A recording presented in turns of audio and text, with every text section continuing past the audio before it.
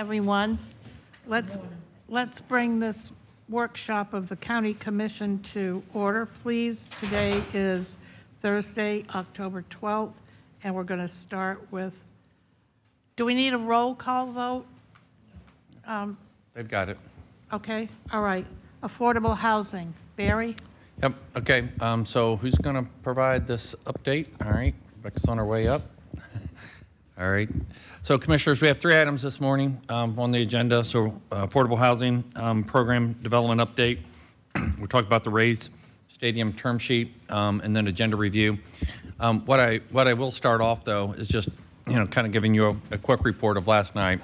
So we're getting some damage assessment teams that are out right now looking at the damage caused. Obviously, I sent an email to you this morning talking about the Dunedin Causeway being shut down for some power lines and some damage that occurred. What we know now is there's really a couple of areas that in North Clearwater Beach, residential roof, up in the northeast, some warehouse, a mobile home park reported some damage. And so the Red Cross has been advised, and so they're working with people in housing and stuff. So more to come. So I'll get a report. When I get a report, I'll forward that to you. But we do have damage assessment teams out, surveying the damage right now. So. Which mobile home park did you say? I talked to Jennifer Bramley this morning. I don't know which one. She just said a mobile home park. I didn't inquire as to which one. So, so that as I have more information, I'll certainly share that. And but with that, go ahead. Good morning, Rebecca Stonefield with Housing and Community Development. We're here today to provide some updates on a few of the key elements of our countywide housing strategy, our overall strategy. I'll be providing a quick update on a couple of our focus areas with the action plan, the Housing Action Plan, which is the implementation tool for the countywide housing compact. And then following me will be Bruce Bussey, who will give you an update on the Affordable Housing Development Program, followed by Carol Strickland, who will provide some information on the Live Local Act specifically. So just a quick reminder of how the Housing Action Plan came to be. It was developed earlier in the year. Followed by a work session with the board to introduce the plan. We then introduced it publicly at the Homes for Pinellas Summit in the spring. At the same time, the Forward Pinellas Board was identified as the primary entity by which there would be a forum for local governments to jointly implement the plan. And then back in July, both the board as well as the Forward Pinellas Board endorsed the action plan. So we have a few different focus areas of the action plan. We want to look at how we can expand and create new units, new affordable housing units. And so we are looking at an incentive structure and different incentives that can make the creation of affordable housing more approachable for our development community. And you can see a few of those examples here. We also want to ensure that we're protecting our existing housing stock. And some of those approaches would be looking at how we can assist our homeowners in bringing homes up to code that may not be there just yet, looking at how we can find resilient solutions and inform our homeowners on how they can protect their homes from such things as flooding and storm events and so forth. And of course, looking at different rehabilitation programs that we could move forward with.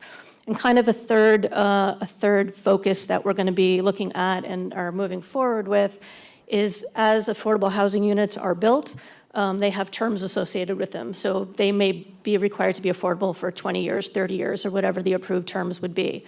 So we're trying to look at those solutions that we could provide to either extend the term or potentially make them permanently affordable. And as we're moving forward, we are working with our compact partners who are also looking at their local codes and regulations and tools that they can provide their homeowners, and we'll jointly be working with them. There will be regular meetings with the Forward Pinellas Board at which the local communities can report out their progress and discussions can be had. And so that's, I just wanted to provide those specific focus areas. I'm happy to answer any specific questions now or after each of our presenters have presented. Madam Chair. Yes, Commissioner Eggers. Yeah, just maybe talk a little bit about the accessory dwelling unit allowances. And is there anybody, I think St. Pete may have stepped into that, and how is that going? Yes, so we have been looking at accessory dwelling units as part of our full affordable housing development update, and what's going to be proposed, we believe, is an increase in the size of affordable units. Currently, it's 750, and I believe we're considering that the maximum size could be 1,000 square feet. There may be some other features associated with that. We're considering fee waivers and such. And so we're hoping to be able to bring forward an ADU ordinance in the near future. I mean, I keep hearing, folks that are saying they need to build one for their child that can't afford to buy a new home. Right. And then live there, and then maybe a couple of decades later switch houses so that now the parents can move back to the small unit and then they can move into the big house. But to me, that's going to be it's going to be really, really important piece to it. How is that going to affect affect the stormwater component? Any thoughts on that front? Well, that'll have to be part of the development review, and of course, it depends on where it is. That'll be, we're bringing the compact together, but remember, most of the units will actually be in municipalities, so it'll be under their development regulations, except if it's unincorporated. But that'll have to be a component piece. Developers are saying that this is the way to meet our affordable housing goals. You're never going to build enough new units. We had a conversation before, though, about the RBOs and how this is. So we're going to have those, the pros and cons associated with this. We've had requests that you should be able to have more than one accessory dwelling unit on the property. Well, then, so, it'll be a good discussion. And I think the beauty of having the compact is all the municipal partners coming together and talking through these various issues. And there may be differences, whether you're a beach community or whether you're inland or things like that. And so I'm really excited to see what the compact can bring forward, working together. Sounds like a while. Are you finished, Commissioner Eggers? Thank you, that's all. You're Thank you, welcome. Madam Chair. Commissioner Scott. Thank you, Madam Chair. That was a question that came up at yesterday afternoon's affordable housing meeting. Is there anything that prevents an accessory dwelling unit from becoming a VRBO? And I don't think so. I don't think there is at this point in time. So that's something that we're going to have to address with our state legislative folks, because I don't think we want that to happen. And on do we have any affordable housing complexes that are nearing the end of their affordability term? Do we have any of those, like in the next 5-year horizon, that we need to look at now? I may ask Bruce Busty to address that. Good morning, Commissioners. Yeah, there's, affordable housing projects that have been funded 15, 20, 30 years ago through the county or through tax credits. So we do monitor that quite often. The owners, developers will reach out either to the state to refinance, the HFA to refinance. So we do try to track that. We certainly monitor any projects that have county funding. And towards the end of that affordability period, we reach out, and sometimes there's ways to incentivize them to extend those affordability periods for some preservation rehab dollars. It'd be interesting to see what those are, what like the next 5-year horizon looks like on that, the number of units that, because we're funding new units as much as we can, but it'd be nice to know which ones are falling off, or, are we being successful at re-upping them or not, or, kind of what that picture looks like. And Commissioners, on that same note, our mobile home communities preserving that housing stock is key to, entry-level affordable housing. And I know that's one of their target areas. And, you got a lot of challenges, with that, especially very, low-end type housing units, older units and stuff. A lot of them built in floodplains and things like that. So that becomes a big target, but that's just as important as preserving some of the affordable units, because it's a big part of that housing stock that if they lose, they won't be able to afford anything else.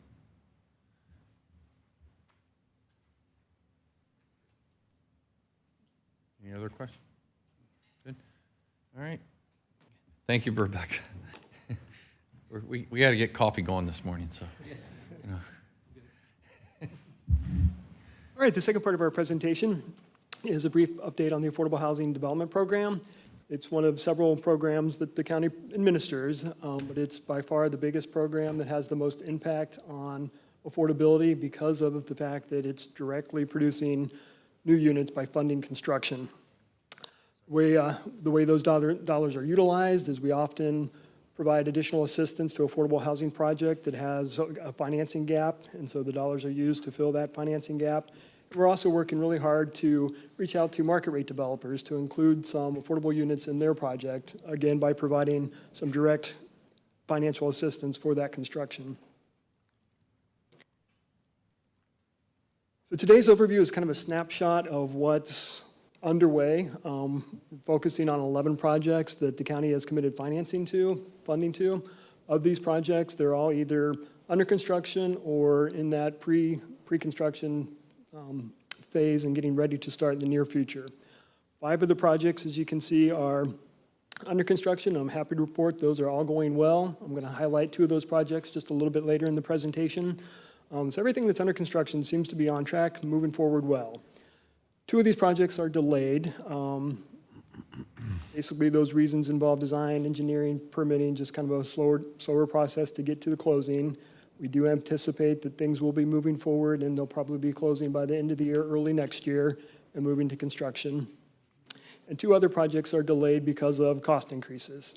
We're working with those 2 developers on some additional funding recommendations to bring back to the board. Those cost increases primarily are construction related and interest related. Interest rates are certainly having an impact across the housing spectrum.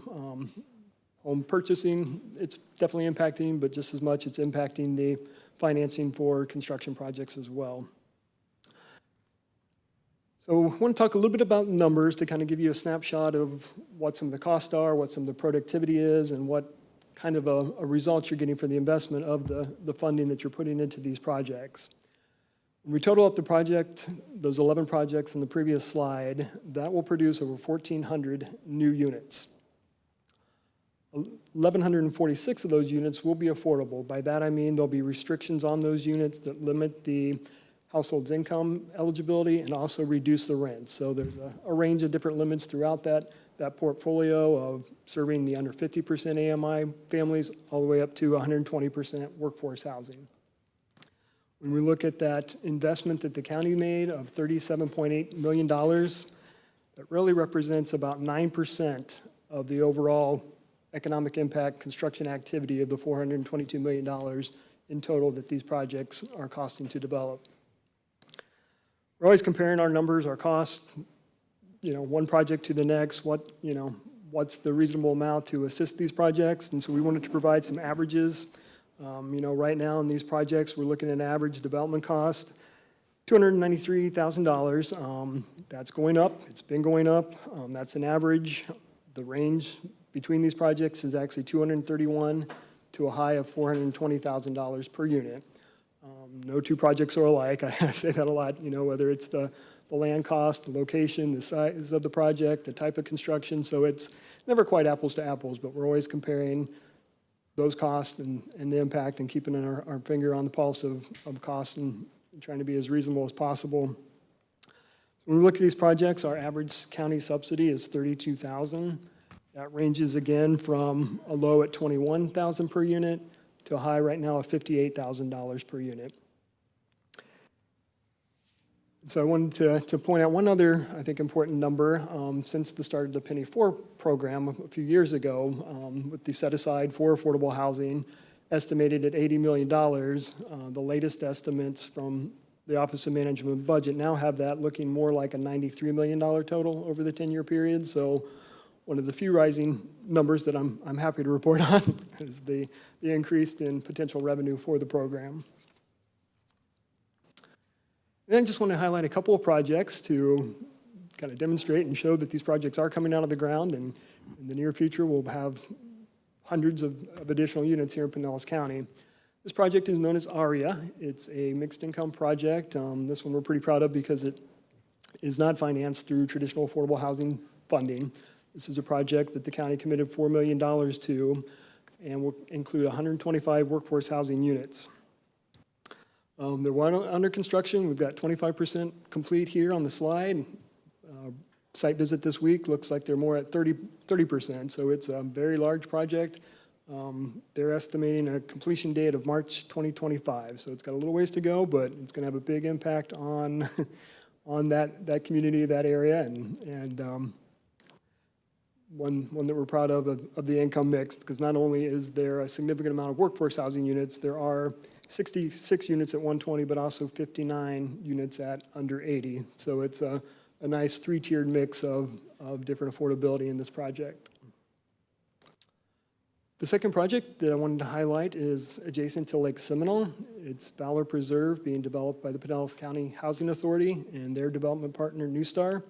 It's 64 units, and one of the great features of this project is they are going to have a veterans preference, and so they're working hard to serve veterans. It's coming along pretty quickly now that it's under construction. They're about 45% complete, and they're estimating a construction completion date in May of 2024. So it's moving pretty quick, pretty rapidly, and we'll be housing our veterans, and 100% affordable unit project coming online in the near future.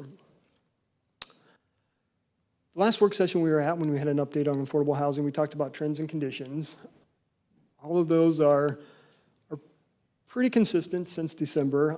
The construction cost increases, we are starting to see some stabilization there. We certainly haven't seen decreases. Construction timelines are still pretty lengthy. Labor challenges, prices a little bit more stable, but certainly not decreasing. Interest rates, since December, I've had an even more cost burdensome impact. We're looking at much lower borrowing capability for the developers to get traditional loans, and so that's increasing the requested amounts to the county and to others for assistance. And the other area that I really wanted to highlight that we didn't talk about last time is insurance. I think we're all very familiar with the insurance challenges here in the state of Florida, and there's a lot of media attention to that, but it seems really focused on home ownership, but it also impacts rental housing. Property insurance across the board. If an apartment complex is paying more insurance costs, that gets passed on to those tenants and the renters. So we're certainly seeing some pretty big upticks on existing units, and it's impacting the new units in two ways. It's impacting construction. We've got one project that's had to sort of go back to the drawing board and change some of their design to meet requirements to be able to get insured. And then overall, that 30-year operating pro forma is being impacted. One example, a project that was estimating $600 to $700 per unit per year is now at $1,700 per unit. So you multiply that over 80 units, 100 units, it's really having an operating impact. So probably no local solution to that, but that's just another one of the challenges that some of the builders are facing in their overall development pro formas. So with that, our next topic is going to be Live Local, but happy to. Hold on, Commissioner Eggers? Yeah, thank you. Yeah, obviously affordability is all relative, right? I mean, we have these challenges you just mentioned on insurance. We have the challenges on property taxes. For new construction, obviously, it comes in pretty high. It's not like being protected by the 10% cap at that point. So there's a lot of those things. So but when you're looking at affordable rates, are we talking all-in costs or the net for an owner, net of those items like property taxes and insurance? Is it all kind of combined together?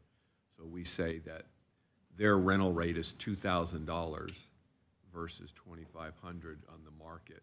Are they comparing those with all costs included, return to the owner and all the expenses included? In terms of the rental rates, those are essentially pegged at certain amounts based on income. And so depending on the grant source and what that income level is, it's usually based on what a household at that amount, most of that amount. So if we're talking 80%, what an 80% household could afford if they were putting 30% of their income towards that rent. So that basically sets the rent levels. And so then when we're looking at a project, if it's a 100-unit project, for example, and we're talking about maybe setting 20% of those units aside, what they're going to have to do is lower their rent to that standardized rent amount. And then they, excuse me, then they look at all of their operating costs and how that equates. And so at the end of the day, they look at their insurance costs, their interest costs, their tax costs, their construction loan costs, and all the expenses and costs they're going to have on an annual basis versus their income.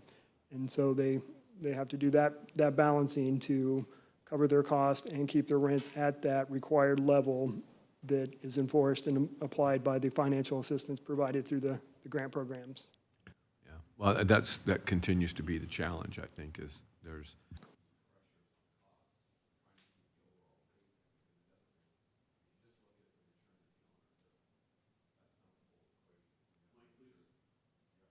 that they're protected on all those operating costs. Otherwise, the owner's return keeps going down and down. So And projected over time. yeah, it's a what's been- big deal. These new constructions with new taxes and the insurance costs they're just through the roof. And I think that's something that we're gonna. To your point on the inventory, I think it's really important to understand what that inventory looks like. So, over time, we've got this much, but some of them are starting to drop off, or are they? And because we're feeding the new ones, but we're losing just as many as we're, that kind of thing. So I think it's going to be important, and to make sure we understand that financial aspect of these developments, because, I'm making sure that all those increases, they just get passed on if I'm an owner, because I don't want to, affect my returns. So it's a big deal. So I don't know how we're writing these agreements up, but anyway, thank you. Commissioner Scott? Thank you, Madam Chair. There was also a question or comment brought up last night at the Affordable Housing meeting about the state has increased the threshold of down payment assistance from $349,500, I think it was, of the cost of a new house to four and change. I don't remember what the exact number was. And we recently increased our down payment assistance to $75,000. But the county we haven't moved that needle to $425. And staff talked about that a little bit last night, seeing that they didn't really see a real need to do that yet. But I think that's something that we just need to kind of monitor and look at, and when is the timing right that we, should we move that needle now to what the state has moved to, and if not, why shouldn't we? And I think we should have a discussion about that, understand that a little bit better. Yeah, that's the maximum amount that per statute we could go to. And even when the state administrator sent that information out to the counties and the cities, they even emphasized that you do not have to go to that amount. So we've analyzed that, and basically, we look at what an income eligible household could afford. And when we do that and we factor in the current interest rates at about 7%, that affordability is nowhere near that $450,000 threshold. And so we've also looked at our loan portfolio. We've made about 30 first-time homebuyer loans over this past year, and that's not the number we'd like to achieve. That's why we've recently increased the amount of assistance.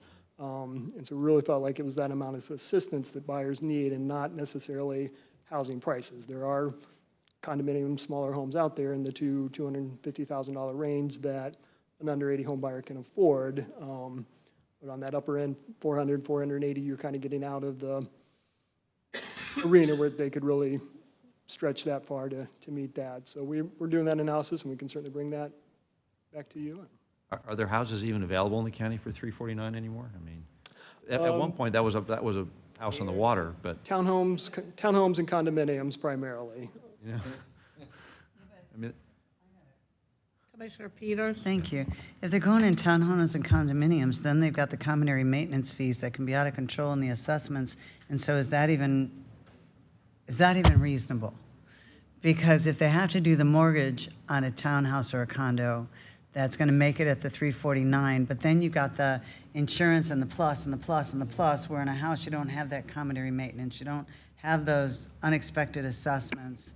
And so I don't even know that that's a realistic option.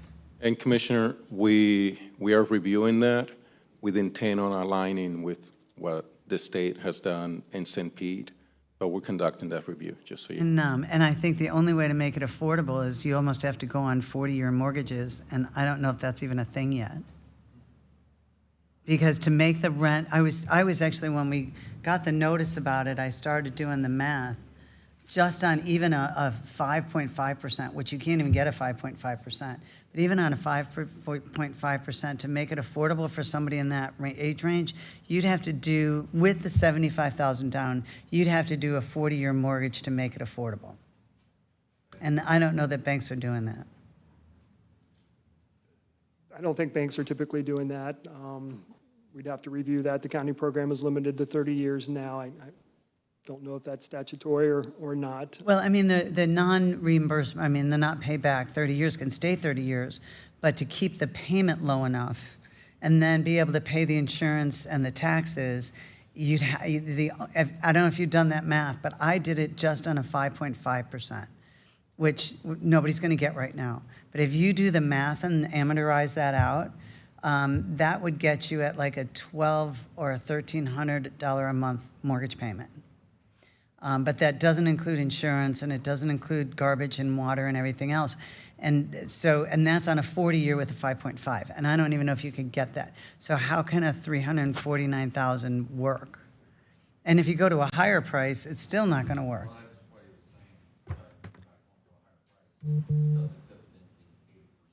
Yeah, but even this one doesn't work. And if you do a condo and you got common area maintenance and unexpected assessments, that doesn't. Yeah, it's all the cost all in of what the home buyer is going to be paying. So if it is a condo, there's the assessments and obviously the taxes and insurance on a single-family home. And so, yeah, we've ran many scenarios and based on those scenarios, didn't see the problem as being. So I got a question. What if someone did creative financing?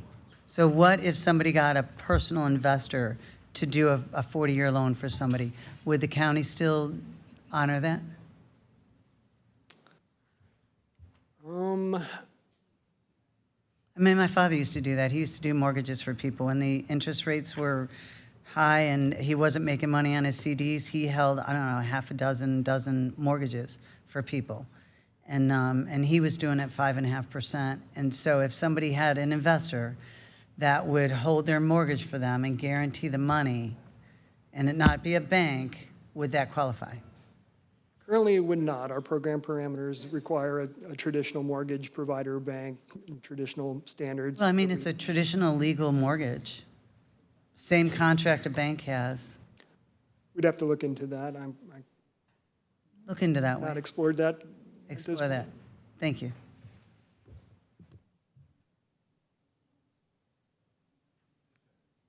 Oh, Commissioner Eggers? Yeah, just real quickly, and again, I think it's really important, I'm going back to the previous presenter that talked about the accessory dwelling units. I just want to make sure that as we look at this, that we continue through our legal department to make sure that that we actually can do some of the things that we have in mind, like you build that unit in a certain zoning areas.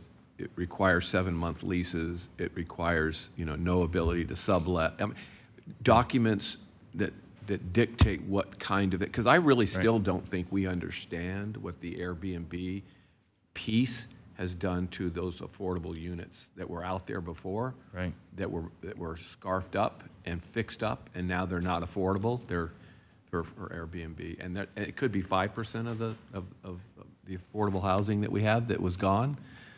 So if we're chasing our tails. If we do this and then it fills up with that, then we're kind of defeating what we're trying to accomplish. And we're actually giving more rights. So while we give more rights, it's better to, at least have. You're right, Commissioner, and I really do look forward to them coming back with looking at all this, because if it's owner occupied, if it's an accessory dwelling unit and the person lives in you're not going to have the parties, I mean, they're not going to allow that, or whether you have lease terms that are part of the underlying restrictions, covenant restrictions, just like with an HOA or something like that. There may be ways of structuring that to where you don't have the impact that what we're seeing out with the VRBOs and and stuff like that. So and it's a key piece that we've heard over and over again that people want, for a variety of reasons. And so some way we have to address that while still protecting the neighborhood character. You're welcome. Anyone else? Okay, Carol? Good morning. Morning, Carol Strickland, Housing and Community Development Director. I'll bring up the last slide and just give you a little overview of how the Live Local Act provides a preemption for affordable housing development. As the Commission's aware, it's a very comprehensive act dealing with increased amounts of SHIP funding with property tax exemptions, but I'm just going to focus on specifically the exemption. So essentially, it built on some of the preemptions that had been enacted over the last few years, but it does provide that multifamily rental, so apartments and similar uses, and mixed-use residential are allowable in any areas zoned commercial, industrial, or mixed use. They are allowed if at least 40% of those units are affordable for 30 years, or if it's a mixed-use project that 65% of the square footage of the project is residential. The other part of the preemption, in addition to the land use, deals with density and height. So those affordable housing units are allowed up to the maximum allowable density within the jurisdiction. In Pinellas County, our densities are controlled through our future land use element, and RH, residential high, is at 30 units per acre, so that would be essentially the standard that we'd be looking at. Height is a little harder to say what the maximum height would be, because it's the maximum height allowed within a radius of 1 mile, so that would be determined kind of on a site-by-site basis. I think what's important to understand about this, though, is these affordable housing developments, with those incentives, height and density, are allowed administratively. So we can't require any public hearing processes, special exceptions, conditional uses, variants, or other actions, that they do go through an administrative process and would also be eligible for consideration for incentives such as setbacks and parking reductions.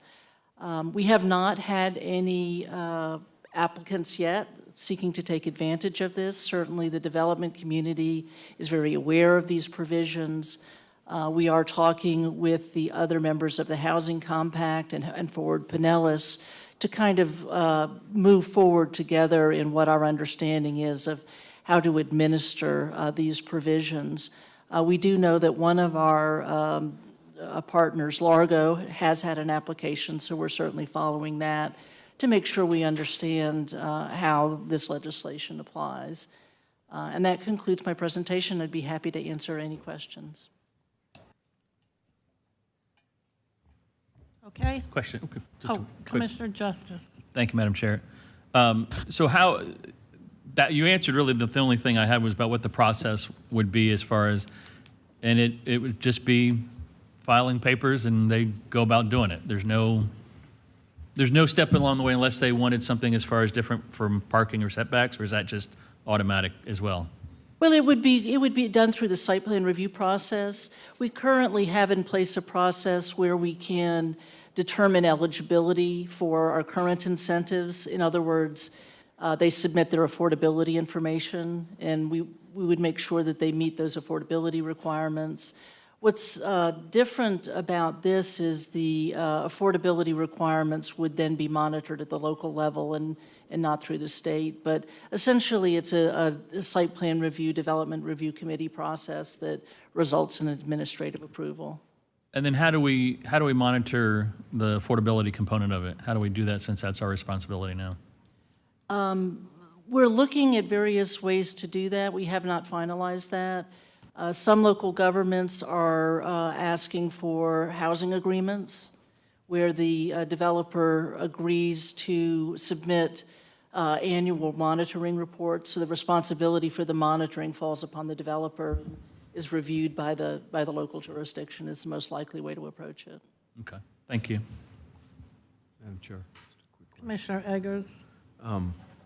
Yeah, so again, I'm looking at this stuff and I still kind of, we haven't seen too many examples coming forward, but I think about how we've tried to develop corridors for, the apartments along that way. But, land as it is, people grab pieces anywhere to try to bring some more apartments and housing of some kind. So you're saying that if those housing units or the land is close enough to a large, tall building, that they conceivably could be penetrating into a residential community with a high-rise, if it's within a mile of. Right. Yeah, if there is an isolated, say, industrial parcel along the Pinellas Trail or something like that that's closer to a residential community, it could take advantage of those density incentives and height incentives if there's a building height limit of, say, 75 feet nearby. But I think maybe what we ought to do is have a public hearing anyway that doesn't require approval, but just for an advertising purposes, so the folks, the residents who are complaining understand where it came from. I'm half of tongue in cheek, but half serious that these things are going to happen, and they're going to wonder how they're happening. And there's no place to get a voice for that development anymore, and they need to understand how it got to that point. Usually, you have a public hearing process to make sure that everybody gives their input, right? You're saying they And can't. everybody around the state, Commissioner, is trying to figure this out, Yeah. because it's, you're trying to draw a circle, around a mile, and you have a 19 corridor, but then inland you have an isolated, industrial area. The saving grace on this is it requires 40% of the units to be affordable, and that becomes a financial issue that doesn't occur without other funding sources. But it could occur, and that's what everybody's trying to figure out. So we're not seeing a lot of these, but there's a lot of inquiry, and so, that to your point, and the industrial residents land, have to know that this is what the state gave us. Yeah. We have to live with it. I think we need to, industrial land is cheap, so probably affordable housing would be fine it would make sense financially Yeah. for an owner to change. And that's what we've been worrying about. Industrial land's $5 a foot or whatever it is compared Right. to land costs. Other land. Okay, thank you. Yeah. thank you, Commissioners. Anyone else? No? Okay. Okay, next up. All right, so next up, Commissioners, is the Rays Stadium draft term sheet. So I sent this out to you in advance. I'll ask David Abrams to come up. As you know, David Abrams is with Inner Circle Sports. He's been...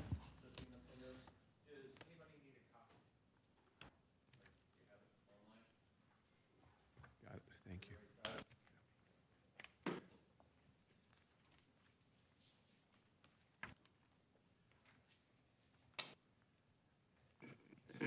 So, as we've discussed individually and as part of the announcement, the framing of the deal for a pretty complex development, the way in which we've structured this is to come together on a term sheet, which is a non-binding document that generally outlines the framework of the overall stadium project.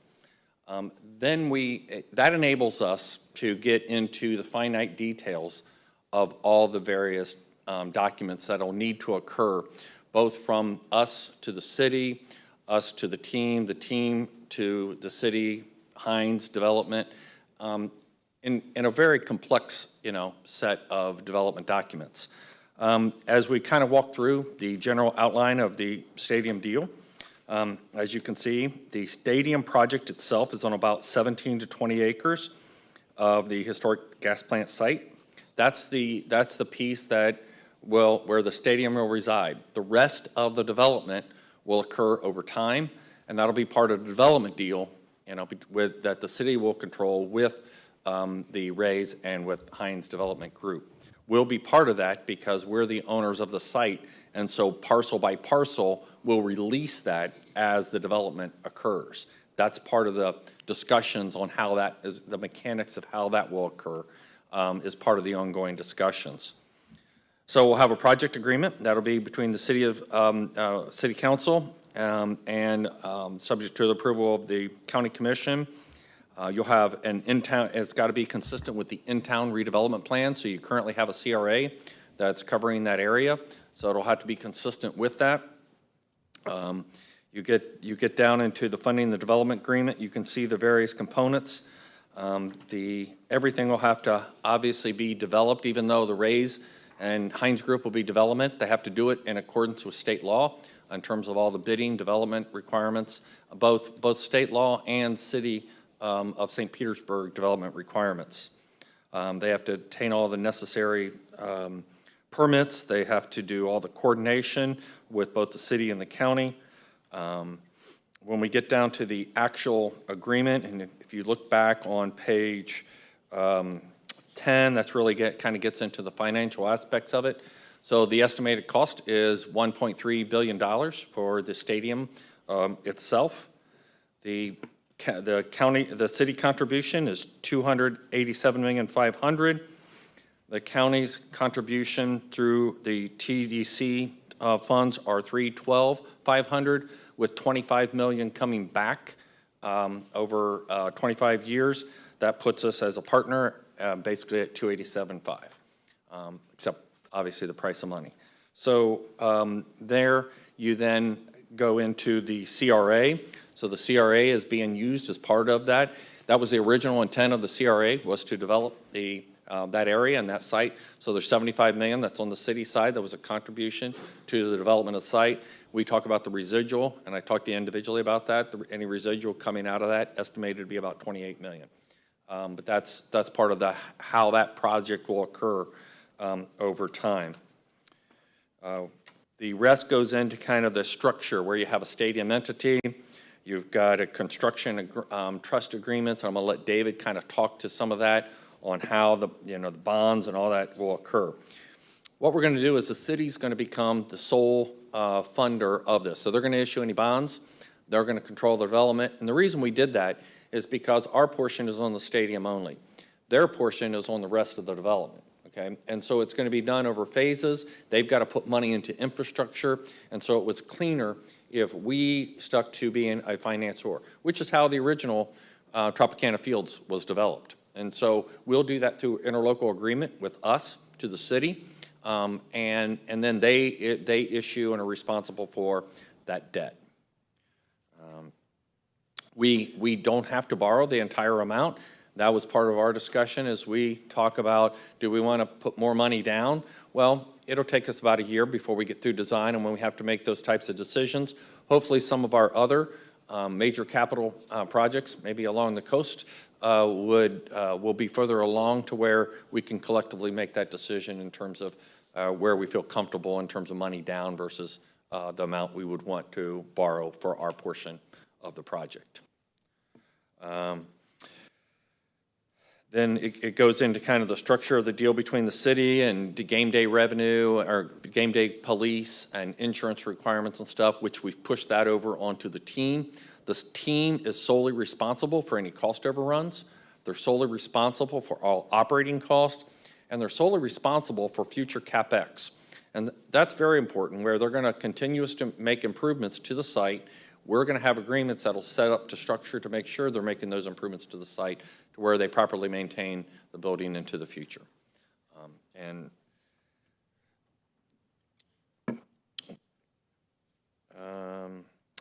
We're setting this up through Visit Clearwater St. Pete. And so we're going to kind of use that same structure in terms of we're going to use that, and you've seen some of the marketing. They're going to get more involved. This will be another site that we can market the same way we do with the pier, same way we do with Clearwater Beach and other things. It'll be on the Dolly and all kinds of other destination type activities. We'll be rolling that into our Visit Clearwater St. Pete marketing plan and be partnering with them. We have done that in the past. This will allow us an opportunity to even have a larger footprint, larger message as the site is developed, and we have more amenities to offer. That is also goes with the seat. We are going to be, they're providing 5,000 tickets for low-income families, and so they're going to do that countywide. And so again, we made sure that there's a community give-back portion of that, and they have that. We have non-relocation provisions within here, and various other components that you can read at your leisure. With that, I'm going to turn it over to David Abrams. Again, David Abrams is with Inner Circle Sports, and they have been our consultant, us and the city, in terms of structuring this. They have a lot of experience in stadium design, stadium redevelopments across the country. And so I'll just kind of let him speak to that. He can answer any of your questions, and we'll open it up at that point. David? Hi. Good morning, Madam Chair, County Commissioners, staff. It's nice to be here. I'm David Abrams with Inner Circle Sports. Our company is based in New York City, and actually we are domiciled in Palm Beach County, actually. So we're sort of a Florida firm, actually, as a result of COVID, I think. I work in the New York City office. I have been working with Pinellas County and with the City of St. Petersburg for about, I'd say, 2 years now, and it really does take a village to build and develop a sports facility. Typically, my lead time on projects like this is a number of years, and so I have been working on sports facility projects for 30-odd years. I've probably done 35 or 40. I was going through my list, and I didn't want to bore you with everything I've worked on, but I was stationed in Florida for 25 years and worked on a lot of the projects here in the state of Florida, including the Buccaneers Stadium over in Tampa many years ago. And I started remembering ones that I'd forgotten to put in the list. So there's quite a few of them. And our firm is a sports investment bank boutique. We're only about 12 or 13 people at the moment, and we focus solely on the sports space. So what we do is we help owners buy and sell sports franchises. We work in the tech-enhanced sports space, and I work in facilities only for the most part. So what I do is work with both governments, developers, teams, and leagues in developing sports facilities in all the major leagues around the United States. Most of my work is in the U.S., although we do some work in overseas as well. I would tell you that the MOU or term sheet that Barry talked about, well, it's 21 pages. It seems like it's a lot. It is only a roadmap. It's a roadmap to getting us started to a much broader scope of work. And so what makes a deal like this work really is local support. And that's local support from county commissioners, from city council members, from community members that feel that this project is worthy of its support, both financially as well as from a social support. The economic and social benefit of these projects is it's widely disputed, but generally speaking, it's important to find that these projects do provide some sort of economic and social benefit. How you gauge that is probably for a different day and time, but also debated heavily as to what constitutes benefit. And so when you look at the broader development around the stadium and the stadium itself, I think you can understand how a project like this might actually change the landscape of a community. It does not happen overnight, by the way. There should be a receptive environment for sports, meaning that there's local demand, and I would say that in the Bay Area here, there seems to be a very, very strong demand for sports. And while our friends at the Rays would like to see more people attend their games, I think that will come. And in the changing landscape of demographics and the interest in baseball, I'm certain that will be a positive move upward. You need a good site location and infrastructure, and you actually have a wonderful site here, and so I don't need to continue on that, on describing that. And then lastly, a good business environment. And I would think the state of Florida, and more specifically, Pinellas County has a very, very strong business environment with strong government leadership. That is what gets you to a term sheet. And that term sheet is really important because that is, again, as I mentioned, the framework for moving forward with a transaction. Where it goes from here, this is sort of the tip of the iceberg. This is just getting you to the point where you can move ahead. And from there, as Barry mentioned, you'll head towards definitive documentation, a team lease, a development agreement, a funding agreement, an operating agreement, a non-relocation agreement, which is very important to make sure that the primary tenant plays all of their home games at the building. Along that line, we'll be doing feasibility and economic impact reports. Both the team will do that, maybe the county and the city will do that to make certain that the bonds can be repaid for their, from their security, as well as the team can repay its debt. We'd like to make sure that the team is financially sound and that what they're doing makes good sense for them as well.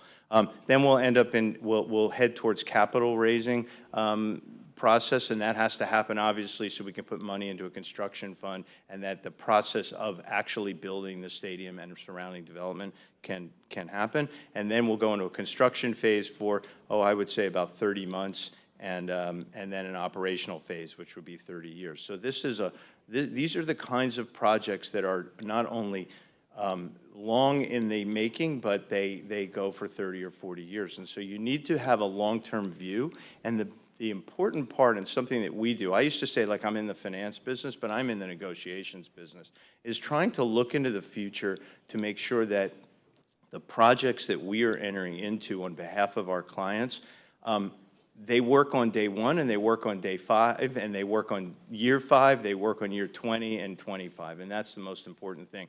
Barry and I have had these conversations probably weekly about making sure that the project fits all of our financial parameters and risk parameters, both at the city and the county, over the life of this transaction. Things like the team's responsibility that Barry mentioned, their contribution to the tourism fund, their requirement to pay for insurance, operating, CapEx, and day of game, traffic and police payments, at least a good part of that to the city, are important aspects of this, is that Pinellas County and the city of St. Petersburg are risk off for this transaction. This is the responsibility of, while it is a jointly owned facility, it is a responsibility of the Rays to make this work. And I think that's what you want. They're receiving the lion's share of the revenue, if not all of that. They should be applying that into their home field, and I firmly believe that they will do that. So with that, I'm happy to answer any questions that you might have, help guide you through the process, and I realize this is the first opportunity to really ask questions here. This is a long-term process, and I'm happy to be available to you after this as well. Thank you. Commissioner Flowers. Thank you, David. Commissioner Flowers? Thank you.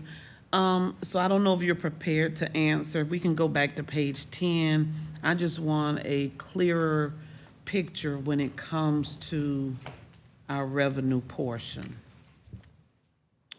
So I fully understand the dollar value that we're bringing to the table.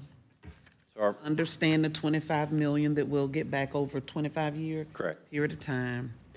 I guess where I'm getting a little lost is a couple of places. The first is when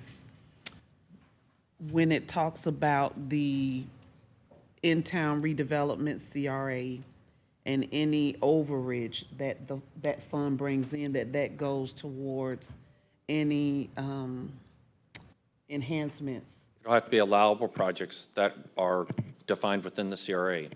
And so, so you committed as part of that original in-town CRA to $108 million. That was done 15, 16, whenever that occurred, that modification. That does not change. So we have not increased the amount from the county's portion of that CRA. And so it would only be any residual that is remaining within the CRA that would be provided per the terms of the CRA in terms of allowable cost. So that may require a modification to the CRA, but the overall cap will not change. We have So not increased any that. modifications would come back to us. Absolutely. For approval, okay. Yes. And I'm sorry, I wasn't here in 2015, so I don't know all the intricate details of that CRA. And then, I think I mentioned once before when, for moving forward, any type of rehab or upgrades or anything that would be needed for the stadium moving forward, that will be the responsibility between the Rays and St. Pete. We will not have to, they wouldn't be looking for us to put in any more money. That's correct. That's part of that CapEx is we've tried to limit the exposure and the risk for the county. So we have the financing piece, and then it's like a bank loan, That's our obligation. And part of this, the CapEx fully goes on to the team. Look, they've maintained the current facility, but, you know, things change. We want to make sure we have it structured in the agreement where it's an obligation for them to maintain that into the future. Operate it and maintain it. And they've done a great job with that. They've made upgrades, you know, under the current structure. And so I have no reason to do, but we make sure that that's part of this structure, and they continue to do the same thing. And so how they do that, you know, when we first started this, we started with a lot of different structures, ideas of ticket taxes and parking fees and different things like that. And it really, it got really complicated in terms of different pieces, and then who owns that. A lot of the other deals that you'll see around the country, those obligations are on the city or county through these ticket taxes, and then now you're arguing about what amounts need to occur and when. And it made it a lot cleaner to put that obligation to take those things off and then just put that back on the team. And so they adjust their revenue sources associated with their cost. And that's the way they liked it. It really certainly reduced the risk for us, and, you know, and it made it a much cleaner process. And another portion speaks of the bonding component, that either a portion or all of our commitment would be bonded with the city. Am I reading that right? That's So correct. Do we know or will we know if it's 50%, 75%, 20%? That's whatever we choose to bond. So for instance, our obligation is $312 million, right? Okay. Let's say after we get further along with the beaches and we get the Corps of Engineer realizing their ways, and they're paying the 80% back again. Great. And we say, well, we want to put $50 million down. Well, then we'll put that down and we'll only bond the remaining. So that'll be our choice as we get further along in the project. And the reason I'm asking some of these questions is because I'm sure all of us have seen some of the articles where and the county's paying far more, or the project will cost far more, so therefore. Yeah, and if the county's project putting in- cost goes up, that's all on the raise. Okay, So- thank you.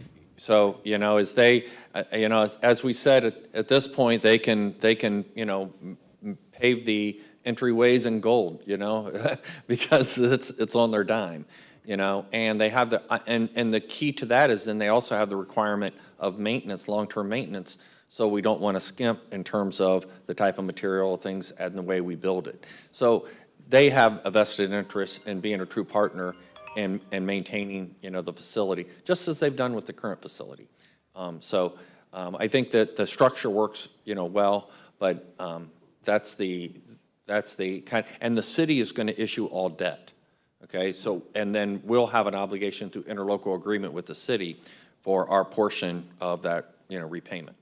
But we will have an opportunity to preview those documents before they issue that debt. Oh. So we can make sure that we're getting the best deal. Absolutely. All that'll be outlined in that interlocal agreement and all these other documents David was talking about, and those are all subject to approval by the Board of County Commissioners. Okay, and I think this will be my final question. For the marketing piece that our tourism office will have, will any of those be presented to us before any final decision is made? Well, we haven't, those are typically handled by the CVB. I mean, they've been doing that for years.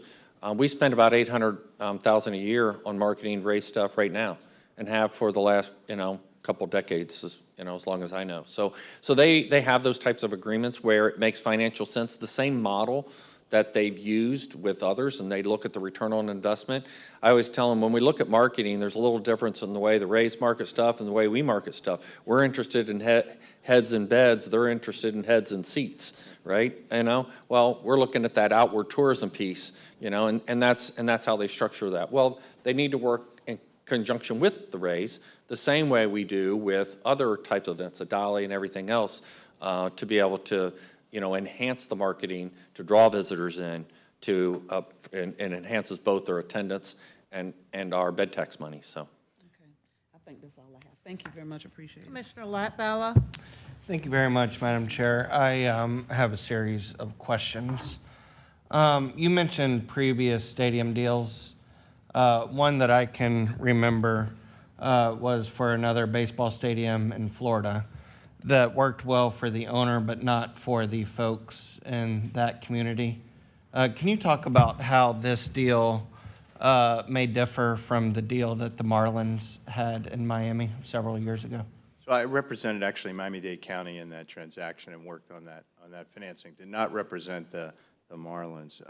That obviously the cost of that stadium is a lot less than what we're dealing with, a decade and a half later. So just the sheer enormity of the expenses is different. That transaction had, I'd say, roughly $150 million out of the $600 or so million paid for by the team and the team contribution, and then the county and the city, more the county paid for the rest of the contribution. So it was roughly 2/3, 1/3, maybe a little bit more than that, if I recall. And, but the Marlins are responsible for operating that building. CapEx, I believe, is still a part of that, the Marlins' responsibility, so the county is risk off on that. The garages were financed by the city, the 4 garages that are in the perimeter there. I think that the major difference in that, if I had to draw a distinction, Commissioner, is that there's no development that was set in place around that stadium. At the time, in 2009, when they did the financing, in 2007 or 2008, when they were developing the idea for that project, there was not a lot of discussion about, let's put development in and around a sports facility to create this sort of live, work, play environment, which we see much more nowadays in the modern stadium designs. In fact, many of the stadiums are designed to not even look like stadiums. They're looked to design like parks or office space or restaurants or large malls. The concept, I think, born out of airports, which are really large shopping malls with airplanes that park up next to them. So it's a much different look to it. And so that stadium was put in a location which was very space constrained, where there wasn't going to be a lot of development around it, or at least development that was put in place. And in fact, the idea was that the retail would end up in the first floors of a lot of those parking garages. I don't think that really transpired, although I haven't been in that building in a few years to see what's happened. So that building is a bit different. It also has a retractable roof to it, which you don't see too much in modern stadiums these days. More the translucent roofs and open sides. So you get an open air feel, but you don't have to worry about the expense of a roof that is retractable. Those are the major considerations that I would tell you. One of the, and one of the reasons why I mentioned this was the owners, the value of the team went up. The owner made a lot of money when he sold the team. So when we look at this deal, when we factor in the county's portion, the city's portion, what the Rays will be receiving, and also what the Rays will be putting in, does, in your opinion, when you factor in the totality of the deal, will the value of the Rays go up? Well, let's set aside development. The value of all sports teams have been going up dramatically over the past few years. Too few teams and a lot of billionaires that want to own sports teams. So that supply and demand would dictate that the prices go up quite a bit. Now, building a sports facility, a new sports facility that's governmentally sponsored in some way, will that inure to the benefit? I think that's your question. Will that inure to the benefit of the franchise? And the answer is, of course it will, right? It's hard to think it wouldn't be. So is there an equitable benefit to both the community and the team? And I think here, when you're looking at a risk off in terms of management, maintenance, and insurance that shifts toward the team where it wasn't necessarily the case, and that you're creating this environment for development, which will happen over a bit of time, in an area that really has very little around it except for parking, and all the perimeter seems to be growing, but not in that general 86 acres, you see a large amount of benefit. So the return on equity, or the return on investment by Pinellas County, by the city of St. Pete, really is, we're creating this generalized improvement of infrastructure and development that will increase the tax base and create visitation, which is what we're supposed to be doing as government, is to create GDP or growth in the economy. So I think that there's benefit there. In the Marlins case, I don't think that you were going to see that, right? So the team actually got this stadium with no real reason to be development around it, and so it was their business was strictly baseball, right? And I do believe that they did, it was sold, 10 years later or something like that on the heels of an agreement which expired at around the year 10 in terms of what they would share with Miami-Dade County. I'm not a big fan of those sort of agreements because it tends to put the community and the team at odds. So the short answer is I think we have a much different development agenda here. There will be benefit both by the county and the city and the Rays. And should they decide to sell the team sometime in the future, there's a good chance that the value in proposition in there is going to be good for everybody. And so the idea is to make this a successful venture for the community as a whole as well as the team. And I think we're doing that here. Do you think that the Rays will be able to use the surrounding development to fund the large share of their portion? I think it's going to help them. I don't know what their share of the economics is with Heinz. I'm not privy to those agreements. But assuming that you've got a large amount of visitation there, it should help them in terms of visitation to Rays games, so that's one benefit. And then if they're sharing from a business standpoint, you would have to ask them, because I'm not privy to that. If they're sharing in the development with Heinz, there should be some economic benefit to them. How they use that, I'm not 100% sure. I'd imagine they use it to help fund the cost of building that building, because they will be responsible for over 50% of that building.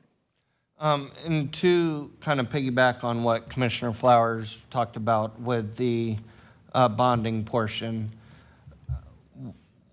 why does our share have to be front-loaded and not spread out over 20 or 30 years? It can be, but you're borrowing it and paying it back over 20 or 30 years because the amount of contribution that goes into this is too big to do it all up front. It's a pay-go project. Is that the question that you're asking? Yeah. So If we wanted to, put all of our reserves from that fund in to pay that up front, we could, or we could borrow the entire amount. It's really up to us. So we have that flexibility and that choice. But could we tell the Rays or in the city that our $300 million portion will be, $30 million over 10 years? Well, it's going to be a 30-year bond because it's going to be one bond issuance with the city. If we wanted to have a different term, I'd have to look at that. I haven't even thought about that. But the city's going to issue the debt for their portion and for the county's portion. So however we wanted to structure that, that's subject to discussion. You would need all of the construction proceeds available at the time of letting the contract with the construction management company. So whatever that, let's say it's 1.3 billion is what was advertised, right? You need all of that money at the gate ready to go because the contractor can't start construction without that. So if you were going to contribute 30 million over 10 years, you would have roughly, let's say it's 30 months, let's call it 3 years of construction. 7 of those 10 years, you would have to go out and borrow that. Somebody would have to borrow that money to make sure it's in the construction fund, whether it was the team or the city, and then you would paying them back. It probably makes more sense to do it over a longer period of time. And so what we generally see is a sync up of the term of the contract, of the lease contract with the team, which is 30 years, and the borrowing. That generally is what happens. And the useful life of the facility, which, arguably they get obsolete a little bit more quickly than they had years ago, but generally 30-year useful life. Over on page 13, it talks about the construction trust agreement, and that's where you're going to have controlling funds because we won't put $1 in until the Rays put $1 in. So there's going to be a mechanism to make sure that the actual expenditure of funds is controlled to where we're not putting all of our money up front and then the Rays wait. It's going to be a controlled project development. Okay. And this is my last question, Madam Chair. You mentioned the site location. One of the issues for a long time has been the location. And it's not the Rays' fault that the Trop is in a bad location, in my opinion. And I think, and they've mentioned the same thing over the years. And I know that that area has gotten better in terms of the number of people that have been there.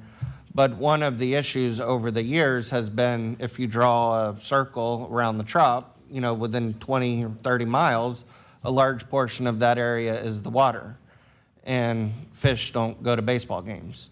And people, you know, getting people from Manatee County, North Pinellas, and Hillsborough County to go to, you know, 80 games a year. And, you know, we saw that last week, you know, the problem with getting people to baseball games. And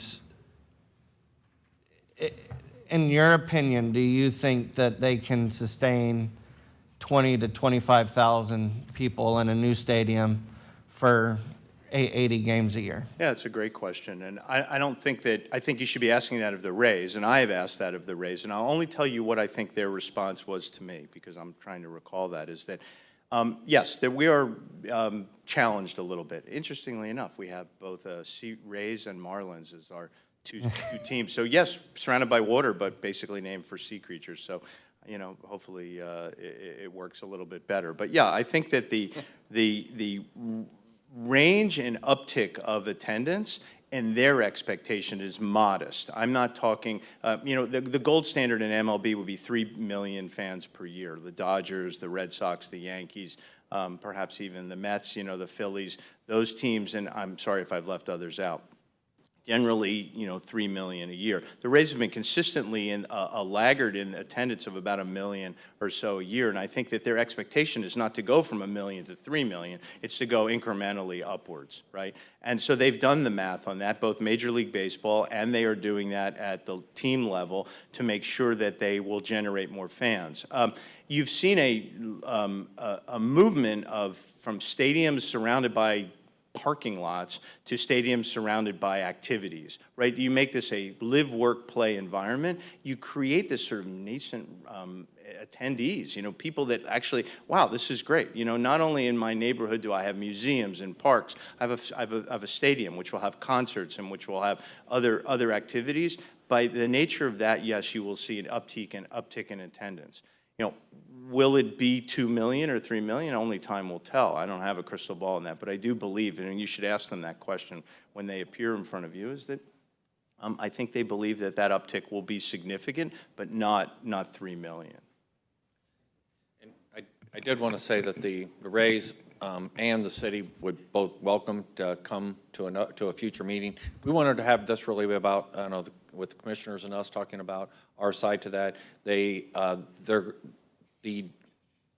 term sheet on the development side, the city's going to be presenting to their city council in about a week, so they'd be happy to come and talk about that side of the development after they present it to their city council. And then the Rays also have offered to be here. So we just wanted to have this first meeting, and then we can schedule future meetings to get into more detail. And I would think, if I could add one other comment, is that the Braves weren't getting great attendance in the downtown market, and they moved to a suburban market, which is actually a little bit unusual for sports these days. And they created the Battery Atlanta, which I'm sure many of you are familiar with, or at least have read about, and it has changed sort of the landscape for attendance at Braves baseball games. There's also the joint responsibility of the community through its CVB and the city of St. Pete to jointly advertise and bring people, like Barry said, beds, you know, heads in beds, right? People in seats. That's going to be important too. This is a shared asset, and just like any asset which the community invests in, you want to invest in bringing people to it. So I think you'll see more of that as you go forward with this project. Okay. Commissioner Justice. Thank you, Madam Chair. Just a few questions. I wanted to hear the timeline again. When construction starts, it's 30 months to build the stadium? I don't have the exact time frame because I'm waiting for the Rays to send that to me, but it's obviously in a warm weather climate where we can construct, for the most part, 12 months of year.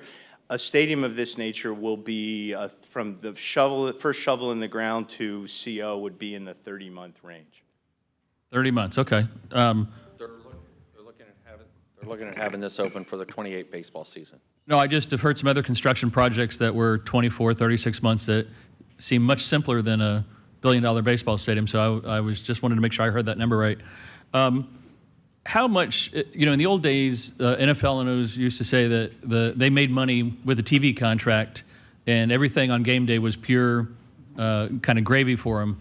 How much does attendance really matter in the financials of a Major League Baseball team? Major League Baseball has a national TV contract, and it's quite a good contract, but it's not the same as the NFL, right? The NFL, each team receives like 300+ million, maybe 350 million a year in national media. Baseball is a much more local media contract than it is a national one. So national games do contribute to that, but as and we've had this sort of upheaval in the local media market for local media providers, and that's been difficult, right? Major League Baseball is working through that with their franchises. So yeah, it is a local sport. It's beds, it's heads in the seats. So you want to sell the seats, day of game, per caps, which would be merchandise and food and beverage, and to the extent there's parking as well. So it is important to have people at the game. I think the NFL, could do well with, they're downsizing their stadiums, but I think the transition to smaller, more intimate buildings is really across all leagues anyway. Sure. And the timeline on the construction of the master plan, what portions of the non-stadium construction are as guaranteed as we can get guaranteed? Yeah, that may not be for you, but yeah, and I'm not, maybe Barry, you want to commit, talk about that. I'm not as privy to each of the phases for that, and I think that there's a phase 1 development that's listed in the term sheet. Do you? No, it's not in. So when we bring back the master agreement for that with the city, then they can talk and speak in terms of that. Part of the development, the first phase is where the stadium obviously will be. And so there's component pieces to that. There's parking, there's some office buildings. And so that's that phase 1 piece. And then it's done in 4 phases over, time. yeah, we want to make sure, and I know that they need, to Commissioner's point, they need some of that other development in order to make all the financials work, and I get that, and to make their commitment. What I don't want is the second stadium to be built, and then something happen in a global way that halts or changes the master development that we don't have guarantees on, and we sit there with a stadium with another parking lot kind of thing. That's a great question. I think that, they're putting that investment up front, and both the team, or Hines, I guess more Hines, and the amount that they have to put in infrastructure, the way the city capitalizes that investment will be key to that master agreement, that development agreement, because once they have that sunk cost in the infrastructure, then they're kind of committed in that way. But I think that's better. I'd rather let the city do that, since the city's been focused around the development piece. And then as far as the stadium construction, the county dollars that are going to the stadium construction are purely tourist development tax. The 312 is purely TDC. So, and important for the public, our tourism development tax is our bed tax. That can only, as our agreement, it can only be used for things that generate visitation. Can't use it to hire a cop, can't use it to pave a street. That is limited there. And so that's the portion that we're issuing debt on. Okay. And then what is our timeline moving forward on how this will work as far as approvals and coming back to the board and final and all those kind of things? Can't occur quick enough.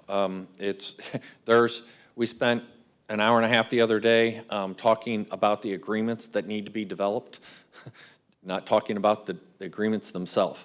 So there's a lot of different component pieces that David spoke to earlier. Final approvals, it'll be done in phases. Probably the final approvals won't be until about March. And so that gives you kind of a timeline, but there'll be pieces that'll come to you before that. But I don't have a specific timeline for the different documents. It just gives me Don was working to assign who's responsible for each set of documents. And so. No, I just wanted a ballpark timeline. Very good. That was good. Commissioner, Just oh, wait, one I'm less. sorry. And then I thought it was funny, but I thought it was okay, yeah. the finance plan executive summary that you send us, Right. are we going to go through that in any kind of detail at some point in time at a workshop, or? We can, and I think that maybe we could do that the next time with the city, because I'd really like them to speak to you know, the way in which they're conducting the financing plan. I think it would be best with them here to walk through that. Okay. I agree. Very good. Thank you. Is that it? Commissioner Eggers? Thank you, and I had a series of questions as well. So, first of all, you were just talking about approvals in March. Does that include Major League Baseball approving that part of the process? Major League Baseball, oh, by the way, I just want to correct something to Commissioner LaValle. I was mentioning the Marlins. I was a little bit off on my percentage. It was probably more about government was a 350 out of $600 million, so it was a little bit more than 50% by government. And there was a state contribution for that. I don't believe there was. Oh, The there state wasn't? sales, the Okay. state sales tax rebate did not go to that project. Okay. So I'm sorry, I misspoke. Again, would you, Commissioner, I'm sorry, would you? No, when does Major League Baseball weigh on this? Because we're spending an awful lot of time and money getting this all together, and then, you know.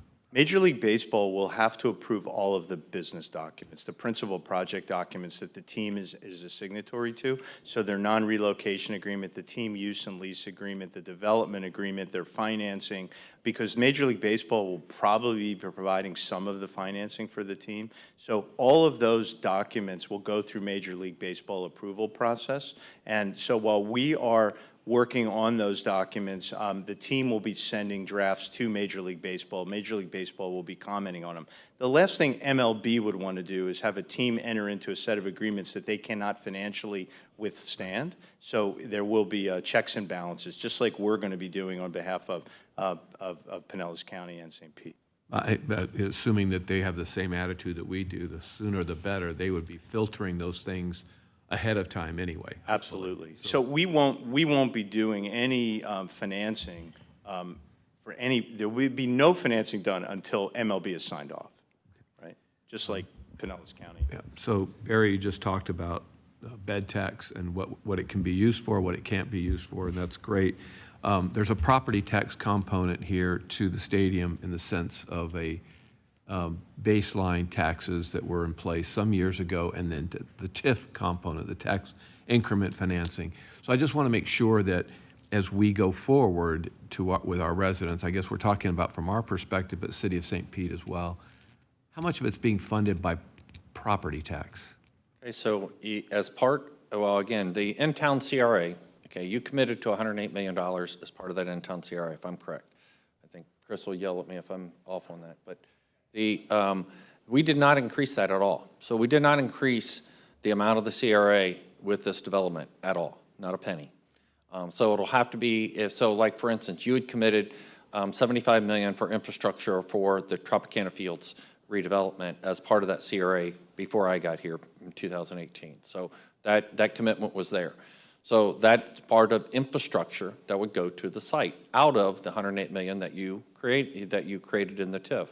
And then the only additional amount was the residual in the CRA, which again was intended for redevelopment of the in-town CRA. But remember, the one thing that we did not do, and you'll see in a lot of the other deals, is we did not create a CRA for this development in the future. So that CRA ends in 2032. And actually, all projects have to be defined by 2030. And there's no more CRA for the county's portion. So all of that, minus the stadium, what, $4.7 billion? That's going to be new EAV, or at least the portion where it has property tax component. There's some public spaces and stuff, but that is all new EAV to help us fund all of the county things and keep our taxes low. That's new EAV that'll be coming on the books over the next 30 years. So this is probably one of the largest economic development projects that'll produce new tax revenue for the county and the county's history. And so this is a huge economic development project paid for by our visitors. So, yeah, and I think to that point, Barry, I think just understanding when the current CRA is over for us, and our involvement is 2032, 2033. 2032. And then at that point, the base taxes that we have generated and the incremental taxes that we have generated to that point all revert to the county. Come onto the books. That's correct. And I think that's a number that, as we go forward, just so we talk about the return on this investment, it's not zero. Not at And all. it's not kind of what might happen from a marketing standpoint and other things. It really is true tax return when we close out CRAs. Correct. And that base is going to be changing over the next 5-6 years, because as you say, there's not a lot there now. Right. I'm assuming that everything that we allowed them to build on the development piece, all of that is taxable.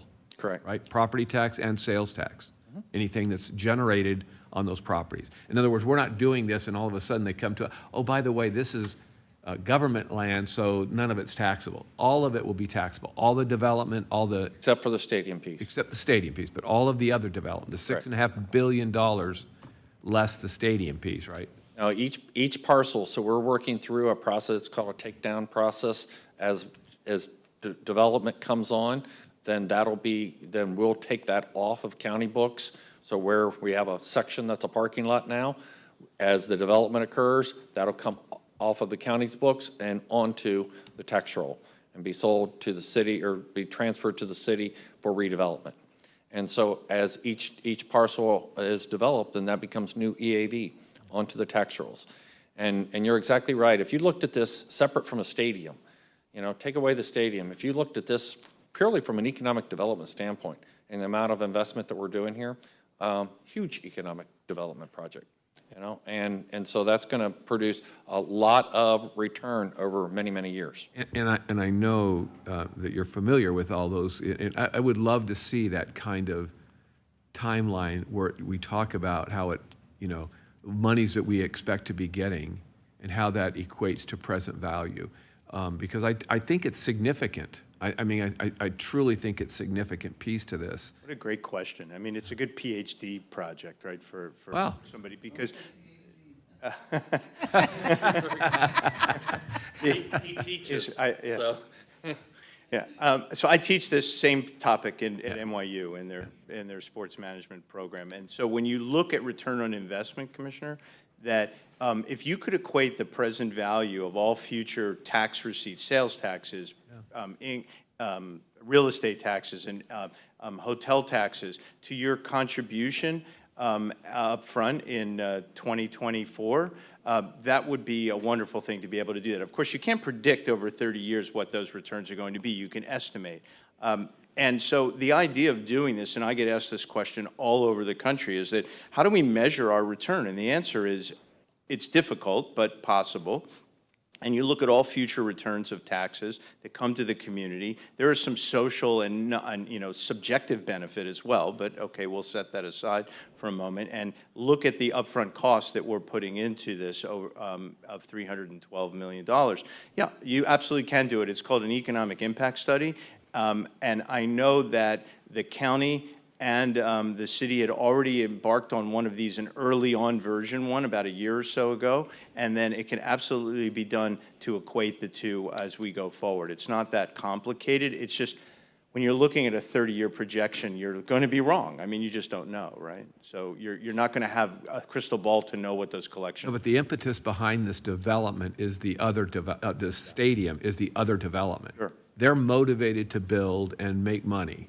I mean, it's not us. They're motivated. And by them being successful, the likelihood of property taxes and sales tax coming is high. It's not like it's a 10% chance to doing that. The project doesn't work without the surrounding development, and that's, I don't think this deal would have occurred 5 years ago. Because you're seeing the growth in St. Pete, you're seeing the young people, you're seeing the demographic shift, and that it can support this 24/365 type environment that's really just significantly increased over the past several years. So that it's a combination of all those things that kind of allowed this to occur. And meeting the city's goals. Look at, you got over 1,000 units of affordable housing. We just had a presentation on that. The difficulty of getting that. Well, that's subsidized. That's part of this development. So there's a cost associated with that goes in, to those bottom line numbers. And so the investments in the public spaces, you're going to open up, what now is kind of a covered, partly covered creek that comes through there and stuff, is going to be an amenity that the entire community will occur. Those are all attractive issues that bring vibrancy to what is a sea of parking right now. And so there's just a tremendous amount of benefit that is, although it's going to take time, is going to last for generations. Yeah, just two questions left, Madam Chair. So you talked about us up front being able to decide how much of the 312 we want to pay down up front, and then we'll know how much left from a bonding perspective. Are we allowed along the way to prepay on that bond? If we 5 years down the road, 8 years, 10 years down the road, we say, oh my gosh, we've got $150 million in reserves in the bed tax. Why are we paying those interest rates? It boggles the mind that we've been so proud not to have any debt in our county when interest rates were at 1%. I always thought, well, gosh, this is a great time to be using somebody else's money. And now we've got interest rates going up to 5 and 6 and 7%, and we're just ready to bond everything for 30 years. So I'm just wondering if there's opportunities along the way. Can we prepay on a bond? Makes it a little bit more complicated because we're doing it jointly with the city. But that's a great question. I'll raise that and discuss it. I'm sure Tom Green is watching right now. So, those are some great questions that we'll work out with the city and then come back and talk to you about financing. And then the last question I have is, we're talking about the entity being responsible for fixing, maintaining and repairing and upgrading along the way for their first term of 30 years. And my understanding early on was that there was another fund that they would be adding to along the way also, so that when it came to renewal, it all of a sudden was, well, we don't have any money, so we're going to end up renegotiating and putting it on future generations of folks to have to come up with more money, as opposed to building a separate escrow fund that would be set aside for that kind of development. That's part of the CapEx I was talking about. Oh, CapEx, okay. I'll let David What a great question. It's one that makes me crazy, every stadium project I work on, and so it is an excellent question. You start with the fact is that no one fully funds depreciation, neither the county or the city. So all of your buildings, you don't fully fund depreciation. It is unrealistic because it's financial drag, right? You understand that. So we aren't going to have a separate fund for CapEx. The team will have a responsibility. That there will be a quality building standards. And so your question is, in year 20, and Barry's asked me this many times, and we're not done with this discussion with the team. We haven't come to an agreement. What will happen in year 20 when the building, we're faced with 5 years out that we need to have a new facility? Will they have the funds to improve the building and extend its useful life, or the ability to build a new facility in its place? And the answer is we don't know yet, right? We're working on that. However, we will have extensions in the lease that will allow for them to stay on if they would like, and that makes good sense, right? They don't want to be forced out of their home. But it is a complex issue, and striking the balance between what is reasonable and what is not a financial drag on all the parties is what we'll be looking for. Yeah, I saw a game the other day where it was New England, a new scoreboard that take up the whole end of the stadium, and it was like, oh my God, it changed the wind flow in the stadium. So I don't think that's something we should ask our residents to pay, and those kind of improvements should be on them. And they are on the team, and those things are upwards of $30 million for those new scoreboards. Well, the last question I have is it relates to that funding and the return on investments and all of that, and net present values. If we bond this out, there are monies that we have that we could have paid down with. There's monies that we're going to be earning interest on. And to me, that's significant as it relates to a return on investment. If we're not using our money, but we're going to borrow it, I know there's a delta that's less, but there's still, it cuts down on our interest cost. And I think that's an important component that we need to measure as we do this analysis. We do, and that's, we've talked a lot about this, and, we know we have to solve our beach issue, and we want to have money available to be able to address that. So, the timing, it really does work out to where, hopefully we can resolve that issue one way or another and have predictability on our beach nourishment cost, one way or another, before we have to make that decision with the stadium. And then we can, We got a lot of money sitting around. I hope we're earning interest on we the do, appropriate. but not as much as we pay. No, I didn't say that, but it Yeah. cuts down on the delta of loss. It absolutely does. All right. And Thank we you. would, Thank you, Madam Chair. You're welcome. Commissioner Scott? Thank you, Madam Chair, and Commissioner Eggers stole some of my thunder. I was going to ask a question on if we could pay off the debt early, or if interest rates came down in 5 years or 10 years, could we refinance our portion of it? absolutely. Those are, you asked me that question, it's a fair question. Those are structures that I got to work out with the city since we're doing a joint debt issuance. And so I leave those for a secondary conversation. Okay. In the unlikely event that the stadium costs less than $1.3 billion to build, I mean, the Rays are responsible for cost overruns, but what if it comes in under that? Do we benefit from that at all?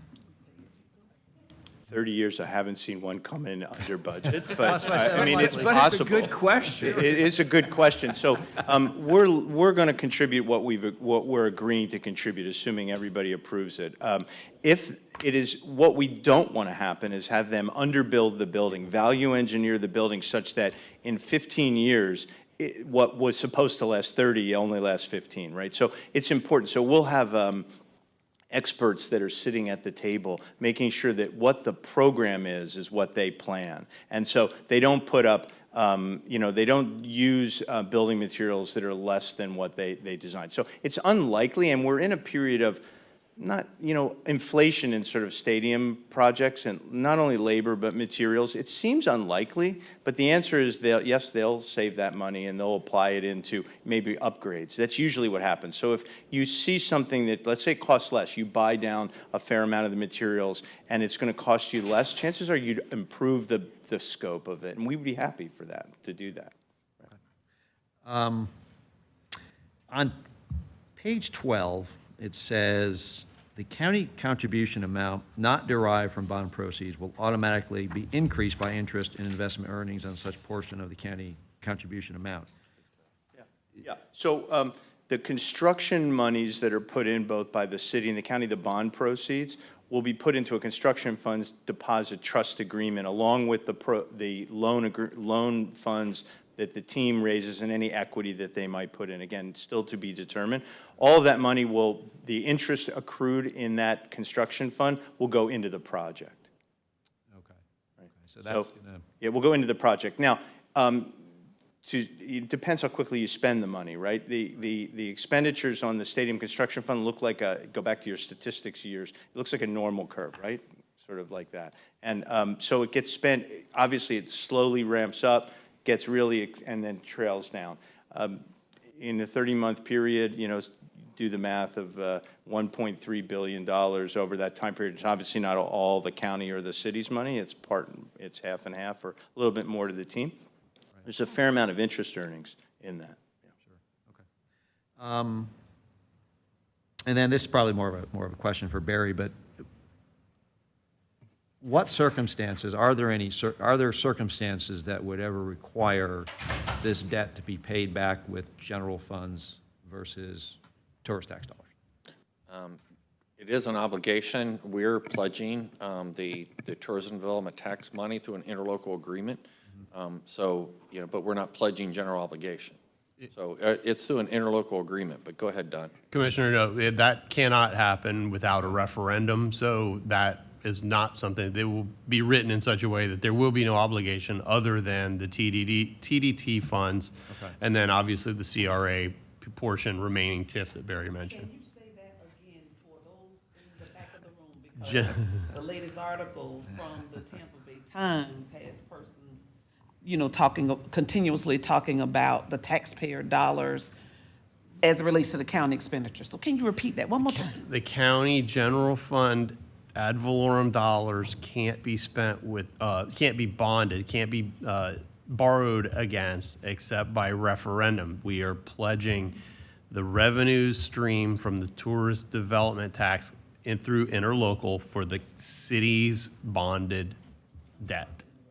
Does that answer your question? Yep. All right, that's perfect. Great. Thank you very much for that.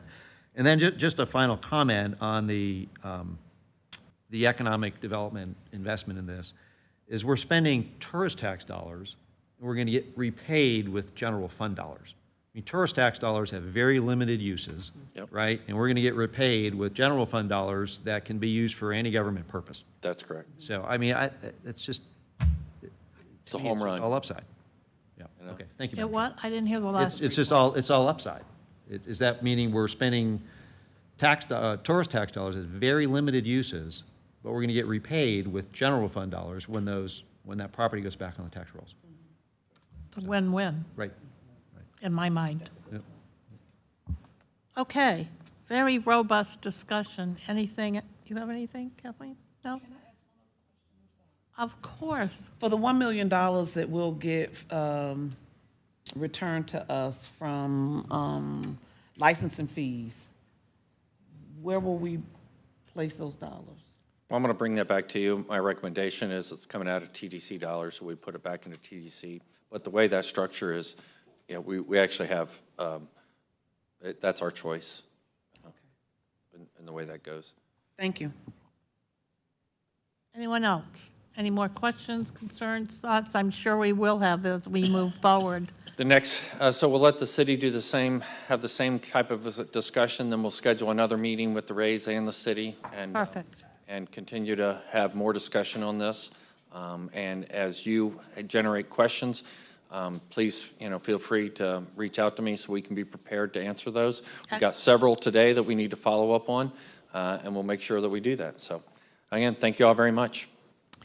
Great discussion, and thank you, Mr. Abrams, for coming to chat with us And today. I would be remiss that, this was a partnership, and it really was a partnership with the city of St. Petersburg, Mayor Welch, and the entire city team, and the Rays. We've worked cooperatively on this. We're bringing to you something that was sausage making for, many, many, many, many months. And we all pushed hard to make sure we come up with something that we thought we could support. So you're seeing the final product, of a lot of discussion. But again, thank you to all of our partners on this. It really wouldn't have occurred without everybody giving some give and take and coming together with something that we can all get behind. So thank you again. Perfect, thank you. Thank you for having me. I really appreciate it. You're welcome.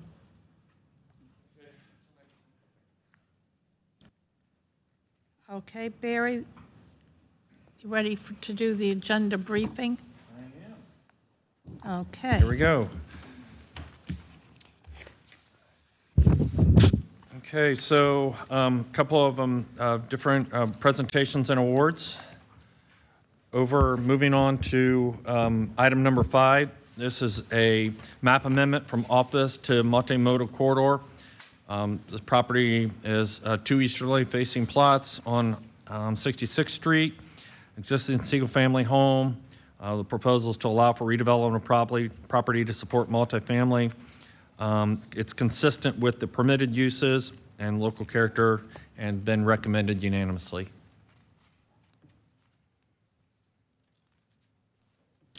Next item is a map amendment from industrial to employment, 1.39 acres on Almerton Road. It's part of the Almerton Industrial Mart that meets a 10-acre requirement for targeted employment. And so this, the applicant desires to have the site remain as is and work towards being able to revitalize the site that's been underutilized for a long time. Again, recommended unanimously by Ford Pinellas and the Planners Advisory Committee. Item number 7 is the anchoring limitation area. And so Kelly will be here and will provide, kind of a presentation on that. This is defined by state law where we can restrict for defined areas only, in essence, what do you call them? Liveaboards. I was looking for the liveaboards. And we are absolutely restricted on how we can do this. It defines an area that is no greater than, I'm going to get this wrong, you know, a certain amount of, what is it? You want to speak to this? No, what's the defined area that you can put these in? It's so many feet by so many feet, or? It's a geographic area. So it doesn't work everywhere. And it doesn't work everywhere. We work with the sheriff's office, we work with all the police agencies, so we had them all in and had this robust discussion. And so you can have these anchoring limitation areas where you can restrict them to be 45 days. But again, they can go right outside of that anchoring limitation area and, you know, and then come back in. So it doesn't work as a preventing liveaboards, but it does help in certain geographic areas. The two that are being established are over the city of Clearwater is going to enforce one, and then the other one is down by the Bel Air Causeway, and the sheriff's office will enforce that one. But again, we worked with all the police agencies around the county, and they've had, you know, discussion. But I'll have Kelly give a presentation on it at the meeting and answer any of your questions. Commissioner Peters? So I mean, are we just starting with these two to test it out? Because, you know, I had somebody contact me about a boat that didn't anchor and was crashed into his boat and his dock because they didn't anchor it properly. You know, over by Bay Pines, there's tons of boats and they end up been there derelict forever. on a regular basis. I'm sorry. Yeah. I agree with Commissioner Peters. So- Those boats have been there forever. So, I mean, and those by Bay Pines end up derelict on a regular basis. We get lots of them. And so, I mean, are we just doing that as a pilot just to see? Because there's just so many areas that, and now South Pasadena seems to be another area where they're really congregating and ending up derelict and on shore. So, but the one in Madeira Beach where it was actually, you know, they're mooring so close now to homes and docks that, you know, they're not securing them and then they're crashing into docks and boats and, you know, so I was just curious why those two particular areas were selected. And is this a pilot? Are we going to expand it or? I wouldn't characterize these two as pilots, but as you know, the legislation is very recent.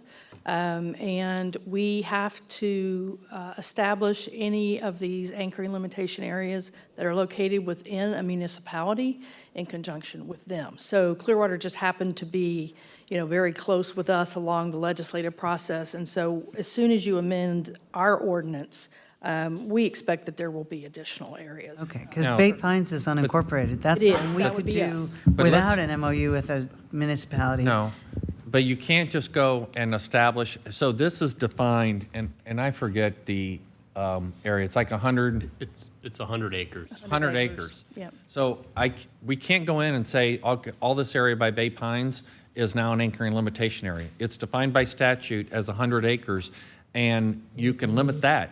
But outside of that, you can't, we have no authority to restrict vessels from anchoring and staying there. That's the reason in large areas, it doesn't necessarily work because they just simply go outside the anchoring limitation area. And again, if you know, the issue of a derelict vessel is very different. The sheriff deals with this all the time, obviously, because if you can put a pole and a sheet up and it can move, well then it's not derelict. And so they deal with those statutory definitions. That's the reason I said this is not the save-all for liveaboards. This is only this can be used in very restricted areas to help. But it's a bigger issue and a bigger conversation about liveaboards and the restrictions we have under state law. It does help us, though, identify those inoperables, as Barry said. So it's an additional tool, but it's not going to, Is that a tool we're going to consider in the unincorporated area? yes. Yes, This- like this like one- the like the one on Bel Air Causeway. Yeah, this is unincorporated, the one in Bel Air Causeway. Okay, so is Bay Pines one we'd consider? It will absolutely be one that we can look at. We can look at, but again, that's a very, very large area. So I could restrict one portion of the bay. Well, 100 acres is pretty big. That's pretty big.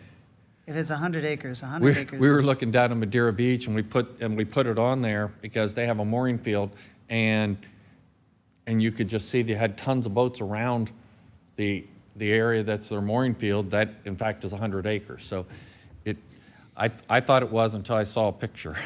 But we can certainly do that. But I just want to put some realistic expectations.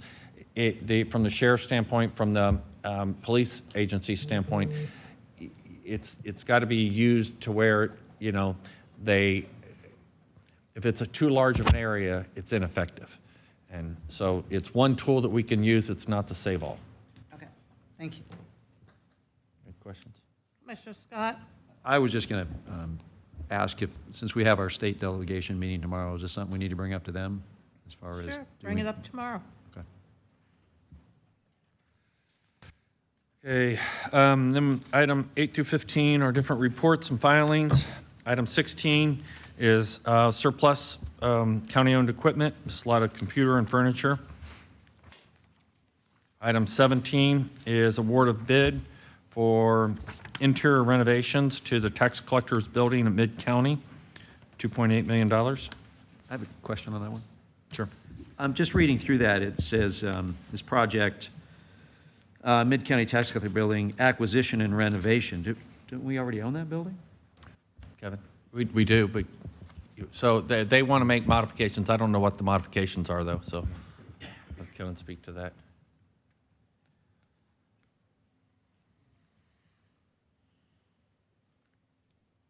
Morning, Kevin Knutson, Assistant County Administrator. I don't know why it was phrased that way. As part of the acquisition, we had intended to do tenant improvements for the tax collector, and these are those improvements. Okay. We own the building. Got it. Okay. Thanks.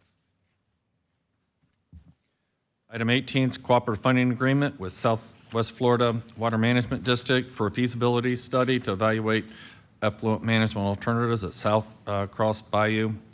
$200,000 with a county match of $200,000.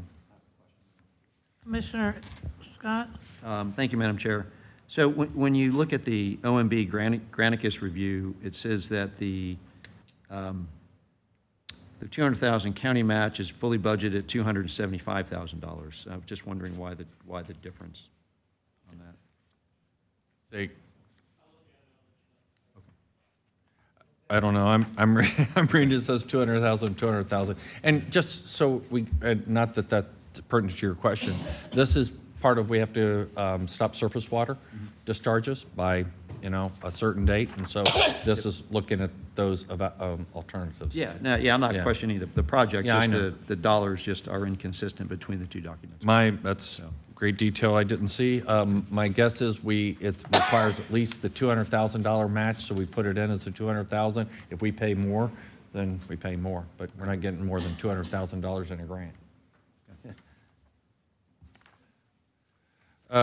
Item 19 is ranking of firms with 3GIS for fiber analysis for our through BTS for all of our fiber services, and they're through BTS and Public Works. Item 20 is interlocal agreement. This is for the Pinellas Library Cooperative. This is for this year's, this is a 5-year extension of the cooperative funding agreement. Item 21 is an MSTU for $20,000 for Feather Sound. They're going to be doing some various repairs outlined within your packet. Item 22 is local arts funding agreement with Creative Pinellas for fiscal year 2024. This provides for the carryover for the cultural plan that was supposed to have occurred last year, along with decision packages that are outlined within the budget. Madam Chair, quick question. Commissioner Eggers? Yeah, could we get a list, Barry, and I know it's somewhere, I just haven't pulled it together, what decision packages we had? Because I thought I heard you say during the budget stuff that we didn't do any decision packages for 2024. And I just want to make sure I know which ones we did do. I'm sure it's at our fingertips. Yeah. If we could just generate that No, report. Chris is on it. We'll send, Okay. and we'll show which ones were part of the budget and which ones were not. Can you send that to all of us, Chris, so we have it? Thank you. Oh, yeah. Item 23 is a grant award with the Department of Justice. This is a DNA capacity enhancements for our forensic lab. Item 24 is a contract for sale and purchase with Morton Plant Meese. This is for our Gray Oaks development, Barry, environmental lands. I want to take the opportunity to just exhibit some of the frustrations that we've felt, we being the East Lake folks and East Lake Recreation have felt getting parking in their area up there. And we continue adding to the Preservation of our land? Yeah, the environmental lands area, but which I'm fine with. But it just to carve out some area up there for parking so that we don't spill out into the streets. And it just seems, I mean, we've been trying to do something for 6 years. And it's yes. just crazy. And there's parking on the north side of the property that would be perfect. And then there was some little bush that is like an environmentally sensitive bush that just eliminated this whole area. And it's just the most bizarre thing. And we keep increasing Booker Creek Preserve, which is cool, but just a little latitude on getting some parking up there. The parking is it is on Nancy's highest priority. She has went through, I remember, at least 5 different iterations of trying to, and things that you have been very involved in, and trying to shrink down the buffer area with the neighbors. And she's been working with them about moving some of their soccer facilities up to the northern site, which would free up areas to where they can increase the parking on site. I just talked to her yesterday about all this. And so it's not because of a lack of putting money in, it's a lack of getting something that we can preserve into parking. If you recall, we were looking at the area where there's the railroad owns, and that would have been perfect. But I would rather deal with Congress and the beaches and deal with a railroad. And so, you know, she's been through so many different iterations, but we completely agree that they need parking yesterday, and they're looking at every Well, maybe it would have option they taken can. forever to get that with the railroad, but we've been working at it forever, so we might have already gotten it had we kept working with them. I don't know, but it's just crazy that there's so many little nuances up there that eliminate. So I just want to make sure this is my chance just to voice a little frustration, that we have that as like a real big deal for them. It is one of Nancy's highest priorities. Okay. I spoke to her yesterday about this. This exact project. Have your support. Well, I'm right behind her. She's got to figure out the solution. I hear you, but I mean, but that's been hard to come by, and because I completely agree. People parking out on the street, you know, in what is otherwise a ditch, is just not safe, and it needs to be solved yesterday. And I don't know what interaction we need with the public there. I don't know how far we've gone down the road there, but I would think they would want us to have some parking, even though the lighting, because lighting has advanced so beautifully over the years that you can have high lighting that just stays on the property. It doesn't go into the community. She was explaining she worked out with Mark would free up about 100, it would free up and make about 150 parking spots, which would significantly help. Yeah, it's significant, you're right. Okay, thank you. Thank you, Madam Chair. You're welcome. I was going to say something, but I'll save it for our debriefing. Thank you. Item 25 is boundary line agreement. This is for the seawall at Philippi Park. We have to do this with the state Board of Trustees for the enhancements to Philippi Park. Question. Commissioner Justice? Can we just, I assume we'll have someone Tuesday that can go in a little more depth on the relation to the whatever seawall we're talking about versus the living shorelines that we've been spending so much time and money on. I'm sure Kelly'd be happy to talk about that because I can't.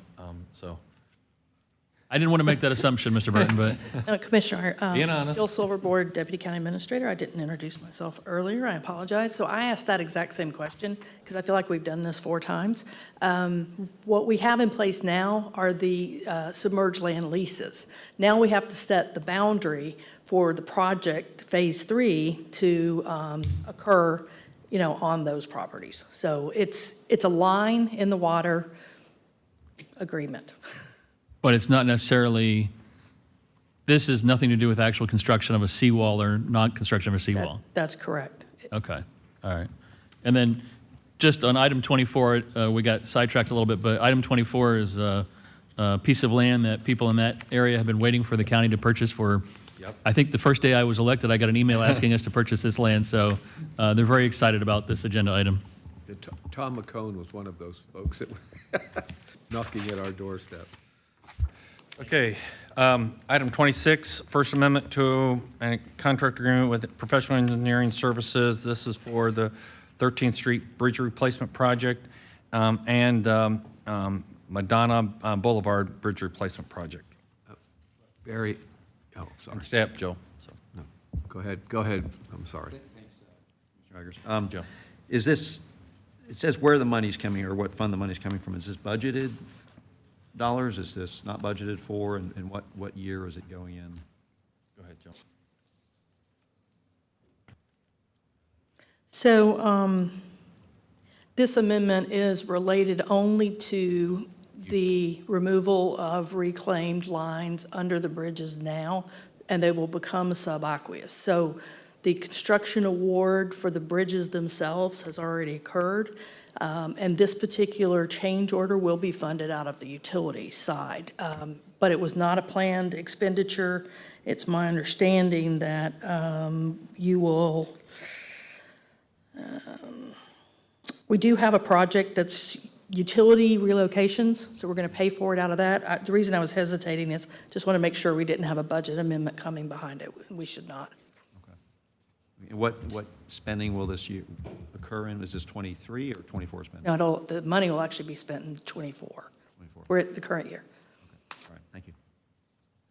Yeah, just Commissioner Eggers? again, I'm just going to say that I hope whenever we see the word bridges, and whether it's design or construction, that staff is on high alert from a notification standpoint, a marketing standpoint, communication standpoint, and more importantly, holding contractors' feet to the fire, because we have had some horror stories. Oh, that was good timing about horror stories.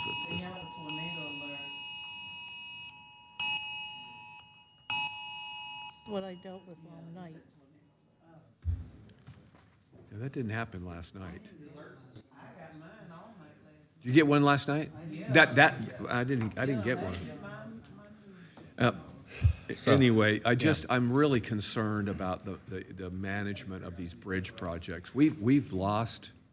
Yeah, so. Anyway. So we have, so the same contractor that you read in the paper that,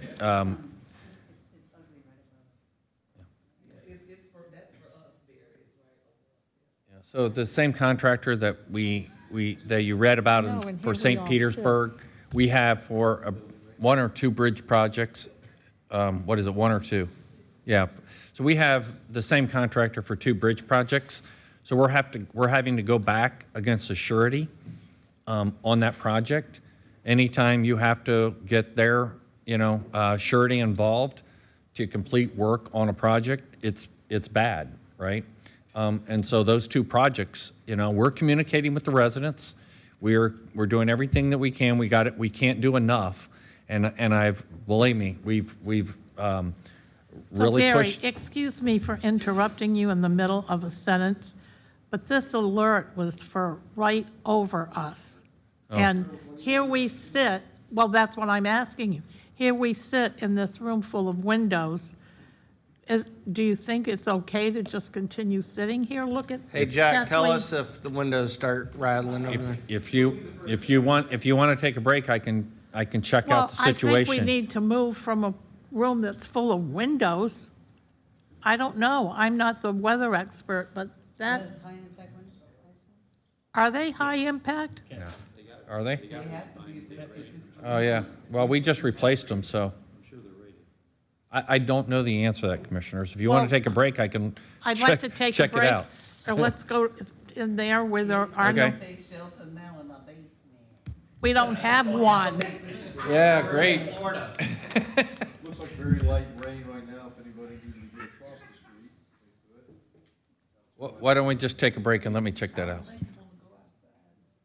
No kidding, that building's Commissioners, worse than this while one. while we check this out, we're going to take you to Studio B, okay, which has no windows, and then. Perfect. And then we'll check out the situation. Dave, step outside and check out.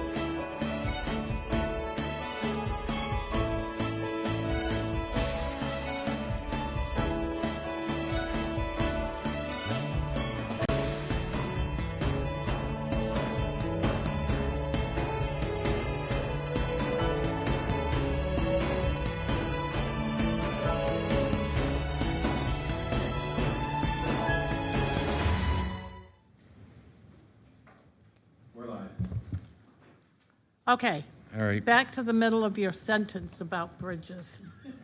I don't whatever it remember, was. since I don't remember what that was, we'll just go back to the agenda. And say, if you don't remember which item, I'm going to go to item 42. It was bridges and scary horror. That's Okay, what it was. yes. So the issue that we have on two of our bridges is that we have a contractor that has failed to meet the terms of their agreement. And so we are working with the surety on getting the work completed. It's the same contractor that you read in the paper that is with the city of St. Petersburg. They're having the same issue. So there's obviously issues with the company. So. Is that the same contractor doing the bridge down at Harbor Bluff? Which two bridges? You can just say it. Crosswinds.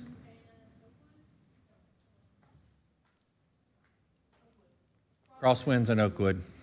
Okay, so. And we, Just we so- won't pick them to do the next one. No, we will not. Okay. Thank That- you. That will be a qualification issue. Okay, on to item 27, Commissioners. This is the interlocal agreement with City of Clearwater on that anchoring limitation in Mandalay Channel for them to, enforce it. Item 28 is locally funded agreement and three-party escrow agreement with the Florida Department of Transportation. This is for the design and construction of a new bridge at Ridgemore Boulevard at Booker Creek. $6.7 million. You can see the funding breakdown within your packet. Item 29 and 30, this is a little bit different, and this is for a request for a public hearing. I think Kelly spoke to you individually about this. This is a request for a public hearing to appeal the issuance of a county dock permit. The first one is at Paso Grill Way, and the other one is on Harbor Drive in Palm Harbor. And so we need a decision at the meeting regarding this, whether you're going to authorize that or not. And again, if you have additional questions, we'd be happy to talk to you individually about that. Get with Kelly. Yeah. She'll know that a lot better than I. Item 31 is Amendment 1 to a joint project agreement with City of Bel Air Bluffs. This is during the construction of water main. They found heavily corroded pipes, and so they're going to be doing a lot more than what was originally planned. Item 32 is an amendment with Advanced Life Support First Responder Agreements with 12 municipalities and independent fire districts. They're broken down within your packet. Sure.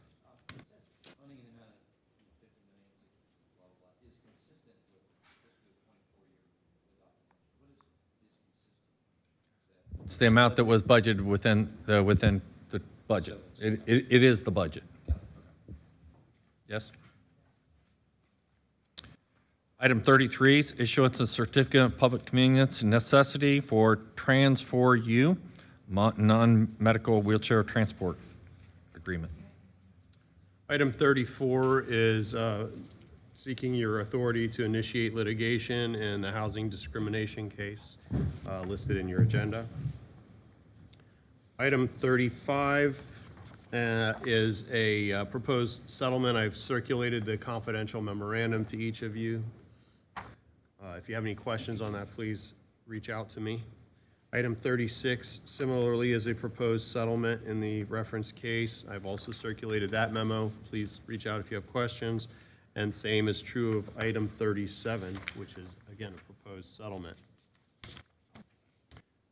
Item 38,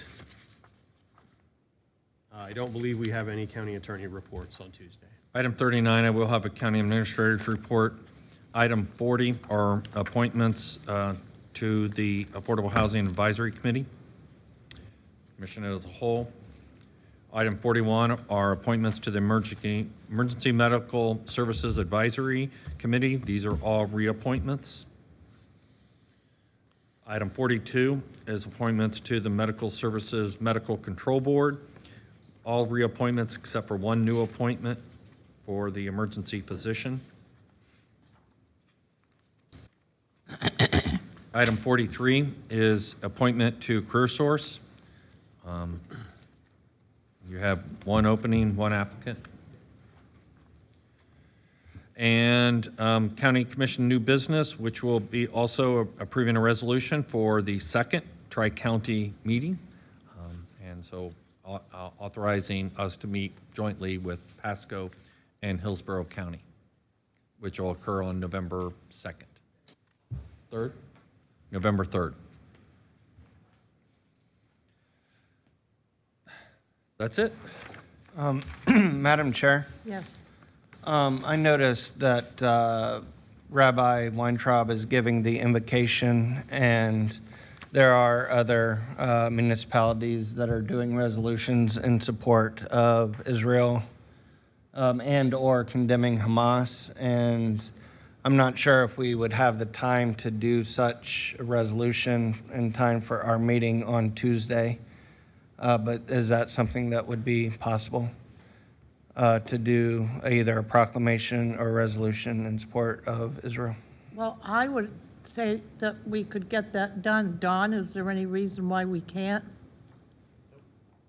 No, ma'am, there's no reason I'm aware of that you couldn't do that. Do we have a consensus from the rest of you? That would. What? Yes, yes, yes. Okay?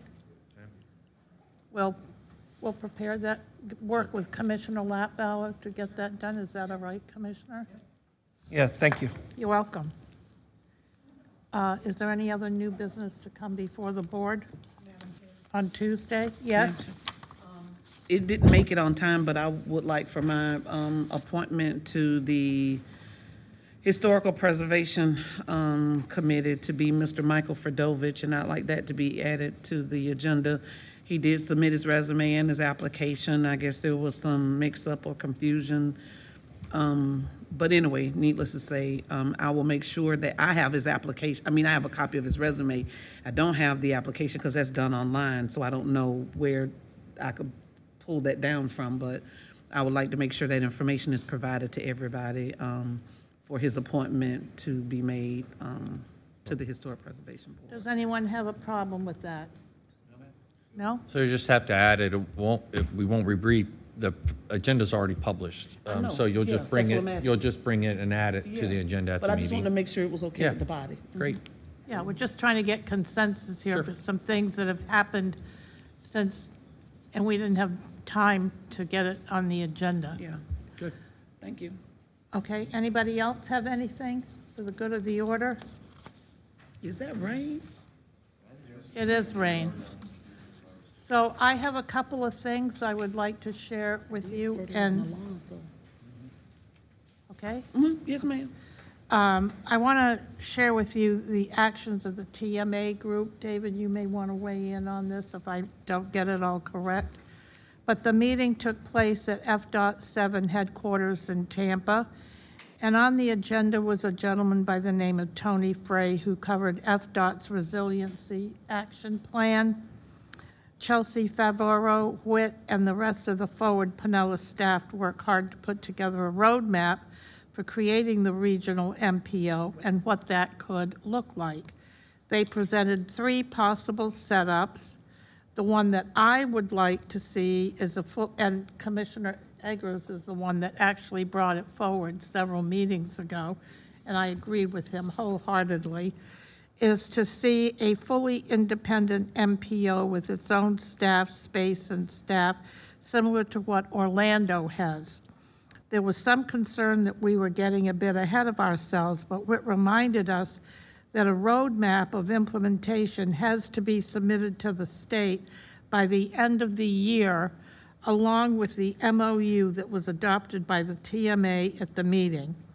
We have another meeting in December to hopefully adopt the final package that will be sent to the governor.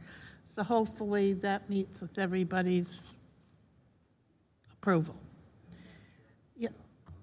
Yes, please. Was approved by us. Oh, were you going to get into that? I thought you were moving on to the next topic. I'm sorry. I want to make sure that you mentioned that the Tampa MPO approved it. And Hillsborough. And yeah. And we did yesterday. Yeah, perfect. Sorry. Thank you, Madam Chair. You're welcome. Thank you for pointing that out because it was left off of my sheet here. The other thing that I wanted to make sure that all of you were aware of, since everyone wasn't there, was that on September 28th, Paul Causey and the county communications team put together a fabulous, wonderful ribbon-cutting ceremony to celebrate the completion of the new and greatly improved Bay Pier at Fort DeSoto Park. So for those of you that haven't enjoyed fishing at night or any of that kind of thing and were out on that pier before, the new one, it was unbelievable. It's solid concrete, for crying out loud. So I venture to say it'll probably be there for quite a while. Commissioner Justice Scott and Flowers were in attendance with Barry and the park staff and those who helped build the new pier as several members of the public. This pier has a very special place in the hearts of many citizens in Pinellas County, including my sons, because that was the only place that they were allowed to go to fish at night, and they went there very often. I have many fond memories of them trying to tiptoe into the house very late in the morning and think I wouldn't know. But I was always sitting there, right there in the living room, and they couldn't get by me without me knowing it. It was just hilarious. The flag raising at St. Pete City Hall was really lovely with the mayor and St. Pete City staff and members of the media and the public, and everyone got all fired up about the Rays playoff appearance and the new stadium deal. Unfortunately, it was not the outcome we were all hoping for, and we had an early exit this season. But the Rays have been to the postseason the last 5 years in a row, which is still an amazing achievement, and so we can look forward with great gusto to maybe finally getting to the World Series and not the Super Bowl, like I said to somebody that was there. That was funny.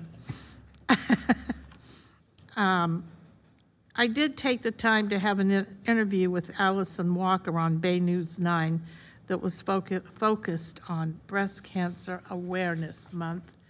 We discussed the importance of early detection and the strides that we've made in combating this horrible disease. I also mentioned how this has touched my life personally and the stresses of waiting for test results and very tough decisions that must be made going through the treatment process. This last weekend and for the first couple days this week, I was very pleased to attend my 8th annual APTA Expo with the PSTA team, and for the first time in the 39-year history of the Pinellas Suncoast Transit Authority, PSTA, it has been honored with the nationwide Outstanding Public Transportation System Award. The award recognizes the agency with the highest achievement across 12 areas, ranging from safety and operations to customer service and environmental sustainability. Despite the huge challenges during the pandemic, PSTA managed to not only weather the storm, but also grow as ridership numbers have bounced back beyond post-pandemic expectations. Additionally, PSTA developed an innovative partnership that teams Uber and Lyft with mobility on demand and access, and a paratransit service to serve riders with disabilities. And then the Sunrunner has also been a huge success overall and was a very big part of why they won this national award. The route and bus design, branding, and deployment of the line were all executed during the pandemic, with many employees working remotely for social distancing. Despite the many hurdles, the Sunrunner has been a massive success and continues to exceed expectations.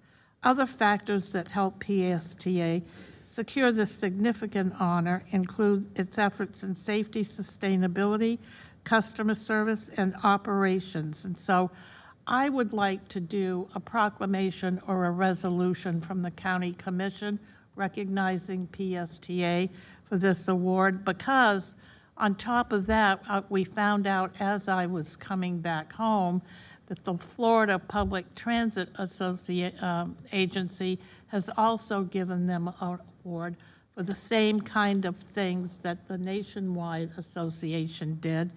And I don't know if all of you know this, but their own financial director at PSTA won the Finance Director of the Year award by the Tampa Bay Business Journal at a huge gala that they had over in Tampa several months ago.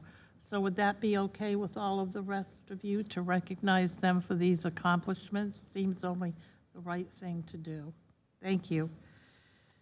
And then my last comments relate to, they're kind of repetitive because at the last meeting of Forward Pinellas, which was held yesterday, a memorandum of understanding for creating the regional MPO was passed. And Commissioner Eggers brought up a good point about keeping Hillsborough and Tampa in the loop as much as possible and working with them to make sure they are comfortable with what the MPO might look like to their board as a whole, similar deal we do with Tampa Bay Watch. And that might be something that we might add on the agenda for our Tri-County meeting, Barry, because when it comes to public transportation options and moving our region forward, it always seems to be Hillsborough or Tampa that get in the way. I probably didn't say that right, did I, David? Well, no, there was two things that you brought up in there, good points. One is that Hillsborough County has three representatives on the TMA, and at the TMA meeting, they happened, the Tampa and the Hillsborough County Commission voted against it. Later on, we understood that they did vote unanimously to support it. So it's when they get around their own colleagues, they think a little bit differently, which was really good. The entity that we have to really watch is the city of Tampa, because they're the largest city in our area, and they can unilaterally, I guess, reject the regional MPO. So we want to make sure that we're having good conversation and open conversation with them, as we have with Tampa Bay Water, to make sure that they're on board with everything that we're doing. And so that's obviously not Hillsborough County, but it's City of Tampa. But yeah, and it's really important to keep. Thank you for making that point and clarifying. And the last thing I just want to remind you all of is that we have our meeting at the Hilton St. Pete Carillon coming right up, in which we will be discussing our legislative program for next year and have an open discussion with the state legislative delegation. All members of the public are welcome to attend as well. And that's the end of my report. Okay? Thank you so much, everybody. It's pouring rain outside. I don't know if you want to just chill in here for a while or what, but whatever your pleasure, you are free to go from this meeting. Thank you very much.